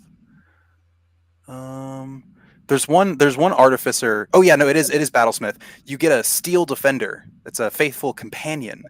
It doesn't have to be like a robot, but the default flavoring is it's a robot. But you can have it be, and then if you want to like use that sort of sound stuff to like cast spells, like that's absolutely, you can use that as like that's the way in which you cast spells.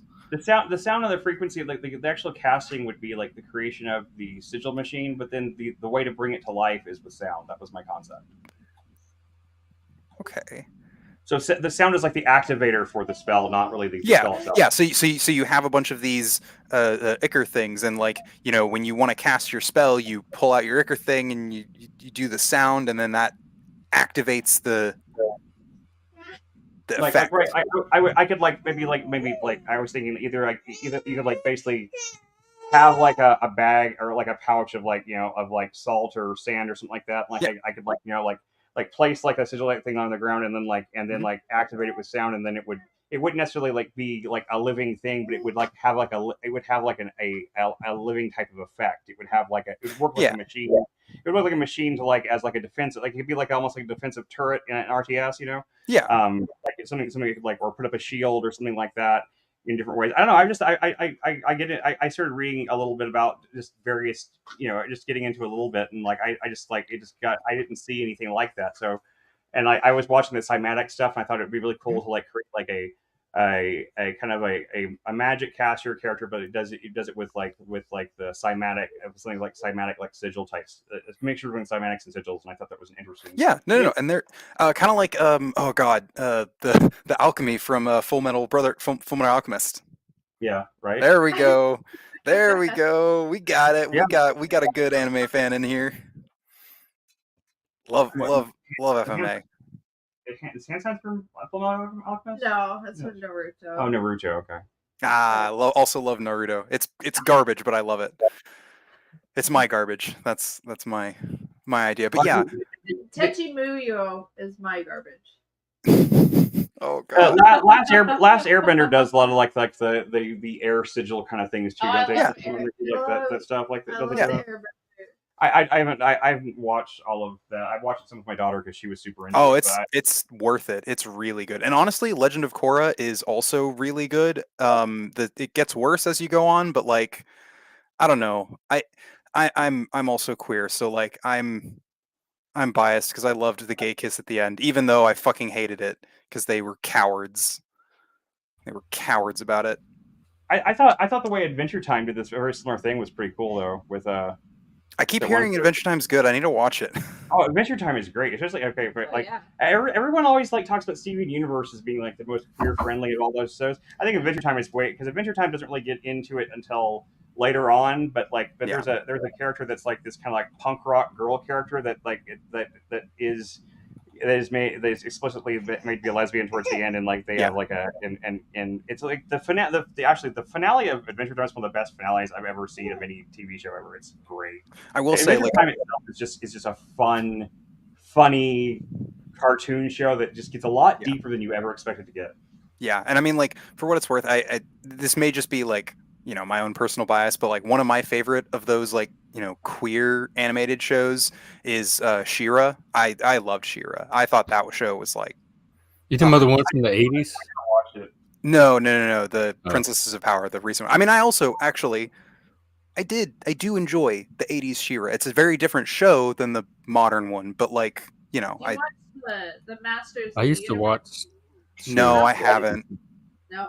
I haven't. Actually, Jeff, the She-Ra, the recent one that's on Netflix, it's actually pretty good. Like, I mean, I understand you probably call it woke garbage or whatever, because like fucking all of the main characters are very, very queer coded in like every way possible. I don't think there's a single like of the four main characters, Adora, Catra, Bo, and Glimmer. All of them are in some way very queer coded. Yeah, they sound like it. Very, very much so. And the show, I mean, it's very obviously like a kids show, so it has those kinds of aspects, but it's, I don't know. In this game we're going to be playing, that's another question I have about it. A real quick question. So like if your character wants to, in non-battle scenarios, right? Like, I mean, I know you level up from like, I guess from experience points, thing from battle, stuff like that. But like, can you like use turns to like learn things? Is that like something could you technically like take a turn to like learn, like to try to learn? Not in the middle of battle, I don't think. No, not in the middle of battle. You're in downtime. Oh, like downtime. Yeah. No, there will be periods of downtime where you can like, do things like buy or sell magic items. You can train. And for what it's worth, I don't plan on using experience points. Points. Yeah, no. I use just milestone, which is you level up because I find experience points to be So how do we gain levels? Yeah, no. You do gain levels. Experience points. Yeah, no. Yeah. Okay, so Jeff, experience points doesn't don't work in the same way as they do in AD&D. In more recent editions, experience points are just like sort of more of an ethereal, because I know like in AD&D you have to literally pay money, or you get like experience points are money. I think in a lot of versions of AD&D, like the money you get is experience. Am I understanding that correctly? I don't know. So that's one measure of experience. Also, the monsters you kill have different experience. Yeah, and the monsters you kill and stuff. And like for what it's worth, like I do the way I do it is like I look at like the different encounters that y'all will do, and I look at like, hey, this encounter would give that the party this many experience points and this many, and then I just kind of like vibe it out mostly because Okay. I feel like that it's more organic. It feels more organic than like having everyone be like, all right, now you defeated this goblin, so everyone gets 4 experience points. And you gotta do that and keep meticulous track. And it's Yeah, that's well, exactly how we did it. the issue that I find with that is that it works, but like it is also ultimately an arbitrary thing. And like if it's gonna be that arbitrary, I just wanna Well, not in have one to. E, it was very not arbitrary. It was very meticulously calculated, like laid out in advance. Oh no, Even no, the no. modules would have the experience points you get for each encounter. Yeah, no. And you still have that in 5e because people do still use experience points. I just like I don't really care for the whole like, oh, did you get, because like part of it is like it can encourage some non in character behavior in order to like eke out that experience. And then you get into weird things where it's like if one character goes off by themselves and does a thing and they get more experience points than the party, then suddenly you'll have people at different levels even though they're in the same party. Yeah, but they're gaining more experience by doing. See, that's a collectivist model, not the individual model. Well, because we're doing a collective storytelling, Jeff. But the individual characters are individuals. Like they advance individually on their own track, and you're trying to have them all advance together at the Well, expense of what they might do as an individual. What if we did part of that entirely by Because dice if roll? I'm off on a quest by myself doing something, I want the extra experience Well, for that. it also for what it's worth can get into like bad incentives. Like for instance, if killing things gives you experience, then I mean there's not as much of a disincentive to say murder a town of commoners who can't really fight back. Nope, nobody I know For- like just goes around slaughtering things. for I experience. have been in those games before with those kinds of people. This is going to be Well, the yeah, woke version. I could tell. We can definitely take that. I mean, I wouldn't support like it. I wouldn't support gaining experience or being. I would think that a negative act like that should get you negative experience. But I was thinking, why don't we just do it where like the experience points you gain is based on a dice roll, so it's all random, so that you can't. Oh, that's really... an even worse way to do Yeah, it. no, You don't feel appropriately rewarded for your achievements. No. But that way there's a risk reward to it. Like getting involved in a battle, like you might really come out on top, but you might not. You know, like I mean, like I don't know. I thought I'm just throwing ideas out. I've never played. Yeah. No. I'm all for like. Well, it sounds like he has an alternative system already. Yeah, and for what it's worth, Jeff, when you mentioned like, yeah, I want my character, if they go off and do something on their own, I want them to gain the benefit from it. I do think that you should get a benefit from it. I just think it should come in other ways, because like when you talk about like experience and that ties into leveling, and then that can like severely unbalance like but if I'm game. doing more than anyone else in the party, I'm going to level up faster, but that's because I'm doing more than other people.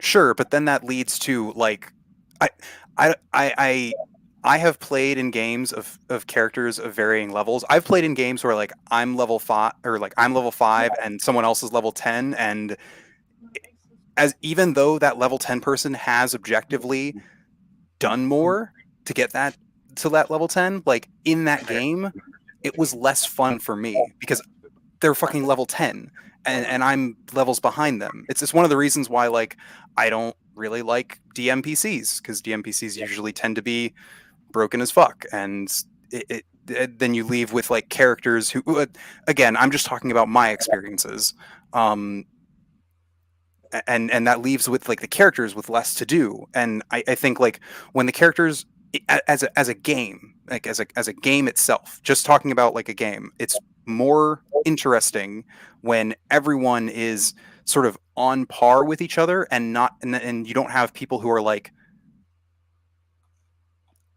more powerful mechanically. Uh, Like that's a nice ideal. It's hard to implement in practice. And 1E even had different characters that leveled up at different rates. Is that yeah, no, confined? no, because that it's a little silly. Also, they make wizards. I mean, wizards are still super squishy, but like I don't know. 1E also had wizards have like a D4 hit die, Yeah, which is too small. right. I know they always got killed. The party Like now members they have now they have D6s, which is that no. Actually, I know, but like it is actually a lot better. Because like especially at first level, like first level stuff can be incredibly deadly for casters, and like that's even with them having D6s. But like not like incredibly deadly in like a interesting way, but in like a oh you got hit once and now your character's permanently dead. Get fucked, nerd. Which I mean, there are people who enjoy that. Absolutely. Yeah, I'm not trying. I don't think we need to do a roguelike per se. I don't see any reason that we can't do a resurrectionist. We can't have a resurrection system. I guess if someone's enough of a dick that nobody wants to bring them back to life, that's fine. But you know. I mean, ideally, I don't like killing PCs. I don't like it when PCs die, just broadly. I mean, that's the thing. You're not supposed to like it. It's supposed to add to the stakes. Yeah, no. I like it when it's like when it's an if a PC dies, I want it to be an interesting moment in the story. I don't want like a PC to die in a random encounter on the way to the interesting thing. Well, you are the DM. You're in Yeah, control of no, it. absolutely, and this is. Oh, and I'm just asking. I just want to know what I'm just trying to understand because like that's once again as a total noob at this. I'm just trying to wrap my head around all of it. It's like there's a lot of lingo. I mean, I pick up things really well through contextual clues and stuff like that. I know when you're saying D4, I think you're talking about defense, right? No, a 4-sided dice. Okay, so see, I don't even know that. Sorry, yeah. When I use D and then a number, I'm referring to a sided die. So there's D4s, 6s, 8s, 10s, 12s, I thought and 20s. I thought every D&D roll was always a D20 die. So No. No. But D20 dies. I mean, D20 is the good. most common one, but it's I didn't know there No, was different they have types. 6 different types of polyhedral dice in D&D. Cool. Well, I did not know that. So no, And I learned something new. sometimes there's a 7th because sometimes you use D100s Right. for You percentage can roll chances. 2 10s just the same. Yeah, that's what it is. It's usually the 2 10-sided dice. Though actually, I did actually have a buddy in one of my games who had a D100, like a 100-sided polyhedral. I've seen them. I just don't like trying to read them. No, I don't either. It was a nightmare. I didn't let him use it. I was like, no. I use the Google Dice Roller when I play online. Yeah, no. They Roll20 has a native dice roller and it works fine. I actually like their dice. You can actually roll a custom. You can roll a D3 if you want. They can let you roll a D3. They also have animated dice on there, which I think hopefully it's more stable now. I know that their animated dice thing used to be really unstable, but I think they've fixed it. So I think I might have us try and do it because like it actually like you click roll a D20 and then like on the screen a D20 is like rolled across the table. It's actually kind of cool. And it makes the noise. It makes the clattering noises. It's great. And a side note, I think I asked you this the other day. I can't remember what you said. You said you played Disco Elysium before. No, I've not played Disco Elysium. Okay, first of all, you should play Disco Elysium because I honestly think like you would probably play that and immediately think it'd probably be your favorite game ever.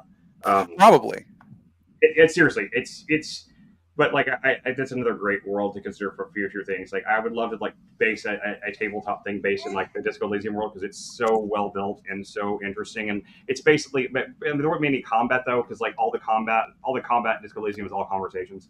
But that's great. I fucking love that. That's one of my favorite things.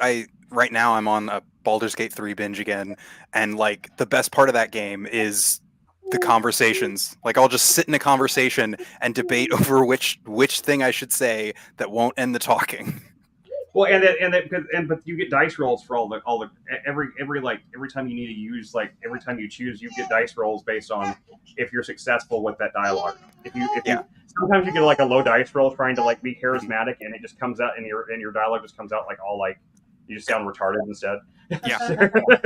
And actually that's one of the things I want to I think emphasize is so like making, persuasion, deception checks. I think in the past what I've usually done is have the player, say what they're going to say first and then they make the roll. I think I want to do the opposite way. I think I want to make the roll and then let the players decide, because if it goes bad or good, because I mean, I don't know. It just kind of depends on people's comfort levels. I know there's a lot. It kind of sounds like easy mode, though. I'm fine with it being either way, but it kind of sounds like easy mode, though. Well, if I get a bad dice roll, then it's really obvious that you can definitely tailor what you're going to say to something that's not going to matter so much as opposed to if you decide to do something bold conversation wise for persuasion and then you fail the dice roll. I mean, I'm just saying it takes the stakes away from it. That is true. I've run into people who like that, who like very much like that idea of like, because like I've also had it where like if you make an interesting or compelling enough case, like I'm like, hey, bonus to your die roll. That was a thank you for the great monologue, +1, and stuff. And I love being able to do that. But then there are also people who maybe they're not as good at like thinking quick and being charismatic on their feet, and I don't want to like limit people like that in that respect as well. So it's just kind of maybe I shouldn't play. Why wouldn't you? Why don't you want to play? I don't know. Yeah, she's getting overwhelmed with it. It's okay. Yeah, she'll be fine. Juniper or Lindsay? Lindsay. No, Juniper. She's getting overwhelmed. Talk yet? She doesn't understand what's going on. All she can say is "dada" and I eat and stuff like that. So she's not ready for RPG playing. But I think it's really interesting. I'm going. So my character creation so far is. That's basically like I built that much. Now at least I know what class I'm going to build, and I think I'm going to call my brand of magic. I'm going to call it mimetic magic. I think that's what I'm going to call it. There we go. I love it. I'm here for it. I'm going to be a mimetic artificer. You're going to be the meme master. Basically, yeah, I'm going to be the meme master. Oh God. But I mean, but also in like the scientific concept of mimetics. Of mimetics, yeah. No, I love it. Thing, I'm here for it. No. I think artificer, we can like really work well with it too, especially considering, I don't know, artificers. What are they? A 1/3 caster or something? I think. Which is another. Oh God, I'll explain this term just because. So like. There are full casters, half casters, and then a 1/4/1/3 casters, and that is about like how powerful their magic can be. So like wizards and sorcerers, they get up to the most powerful spells. They get the most spells. They're full casters, and then you have God, who's a half caster? I can't even think of any 5e classes that are half casters. Bards are half casters. I think they get up to the 9th level of spells, but they get, I think, fewer. No, they're full casters. Oh, 5e doesn't have half casters. Never mind. There's only full casters and the shit 1/3 casters, which is like paladins, rangers, and artificers, which is like they don't get up to the maximum levels of spells and they don't get as many spell slots because they can do more than just cast spells, basically. Is the thing. Like a wizard, the only thing wizards get is their spell casting. So like they get all of the magic. Whereas like if you're an artificer, yeah, sure you get some spell casting, but you also have some class abilities that do stuff. If you're a ranger, I mean, hell, if you're a ranger, you're gonna be probably fighting in melee most of the time anyways. Probably not gonna be casting spells in combat, that sort of stuff. Jeff, do you know what subclass you're gonna want to go down for Rogway? I was thinking about was it investigative? Inquisitive, yeah. Inquisitive's fun. I love Inquisitive. fucking being Sherlock Holmes. Yeah, I want a cross between Sherlock Holmes and Indiana Jones. That's what I was going for. Ooh, I like it. I'm here for it. I think mine's gonna just because like the whole emetic thing. Mine's gonna have to be persuasion, I guess, or persuasiveness. I guess. Not Look, me. I don't. I haven't seen the list, but I'm guessing that's one of them. We were supposed to make characters today, but I don't think we're going to get around to it. Yeah, we've gone for almost 4 hours this year, and like and I've got to get them dinner, so Yeah. I need to wrap up. But yeah, so let's Oh, by the way, tomorrow I have an appointment. I can't stream at 2, so I'm going to set it for 5 your time, and hopefully I'll make it back. fair enough. Obligatory. No, I mean, no, that's the important shit. You got to take care of family first, man. That is. Also, I get to eat some goat cheese asparagus salad, so that's honestly more important than talking to you. No offense. Okay. No, I love goat cheese in general and all kinds of salads. So That's my yeah. That's my new drug is just that goat cheese asparagus salad. Cannot overstate how good that shit is. Is there a class that is a chef that creates food that can be used as weapons or anything? No, there is a cooking feat though. There is a oh god, what's it called? I can't even remember. It's really funny though. I can make Chef. cookies and throw them at you. There is a chef feat. It's like it'd be funny if like you could be it's kind of like a bard, but instead of music, like your weapon is food that you create, and like you have to spend like in your non-battle time, you have to like you're gonna have to like build up like your arsenal of like foods that you create. Yeah. Oh, that is what one of the bard I was talking about. Who was he was the bard chef class. He wielded a pot as a weapon or a pan as a weapon. You said that throwing a muffin at somebody. So yeah. Yeah, he's like, all right, hey, inspiration, have a cookie. It was great. I love that guy. He was devastation. Here's some Taco Bell. Actually, no. Funnily enough, one of my friends made an RPG with like it was more one of those where like you have sort of established characters that you play as, and one of the characters was named Dave, and Dave's whole thing was tacos and burritos. He was the burrito master. He would give people burritos to power them up, and then he had burrito bombs. God, what was his taco thing? I can't remember what his taco thing was. It was hilarious though. They also had this this twink demon character. So oh god, that was so fun. It was such a nonsense, but a chef could like maybe source some puffer fish and then throw it into the enemy's mouths, to like paralyze that like that that paralytic effect. Yeah. God, there's so much of that, and like for what it's worth, like, and a lot of this stuff can like be like reflavored, like if you want to like call your spells something other than spells, like absolutely, like go for it. Like that's the whole beauty of like 5th edition is that it's easily malleable. Mine will be called memes. So hell yeah. I'm gonna be casting memes at people. So. Love it. I love it. You will be disappointed by 1st level with the criminally low number of memes you'll be able to throw around at 1st level. Well, I mean, they're just going to be sigils, really. They're not really going to actually be. But yeah, they'll be basic sigils that can be drawn or whatever, like in the ground, and then activated with sound. So you won't be able to do much at first. So they'll be very basic, like defensive type things. It'll be mostly a defensive class. I figure it's more of a support class type thing. I'm thinking.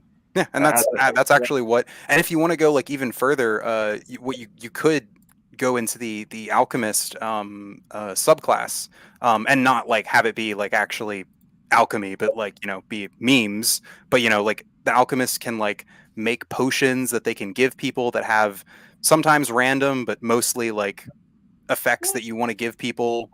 I think I'll do that. That's basically what I was looking for. I haven't like seen the whole list or anything yet. So I looked a little bit and then my browser crashed and I got mad. So yeah, no, it's fair. I encourage you go on whenever you get time. 5e.tools has all of that stuff. Even if like my main thing is, even if there's things that you don't understand that you're reading, just like honestly just skip it, and like if you have questions about it, honestly, if either of you have questions, feel free to like DM me. I love answering questions about 5th edition. Sure. No, I definitely will. I'll mess you in Discord or something. Yeah. All right, guys. Well, it's been a very fun, entertaining stream as usual, as Absolutely. always, and I will talk to you all at some point tomorrow, regardless of when it is. I will talk to you then. So Yeah, absolutely. good See night, y'all. everybody. Be well, y'all.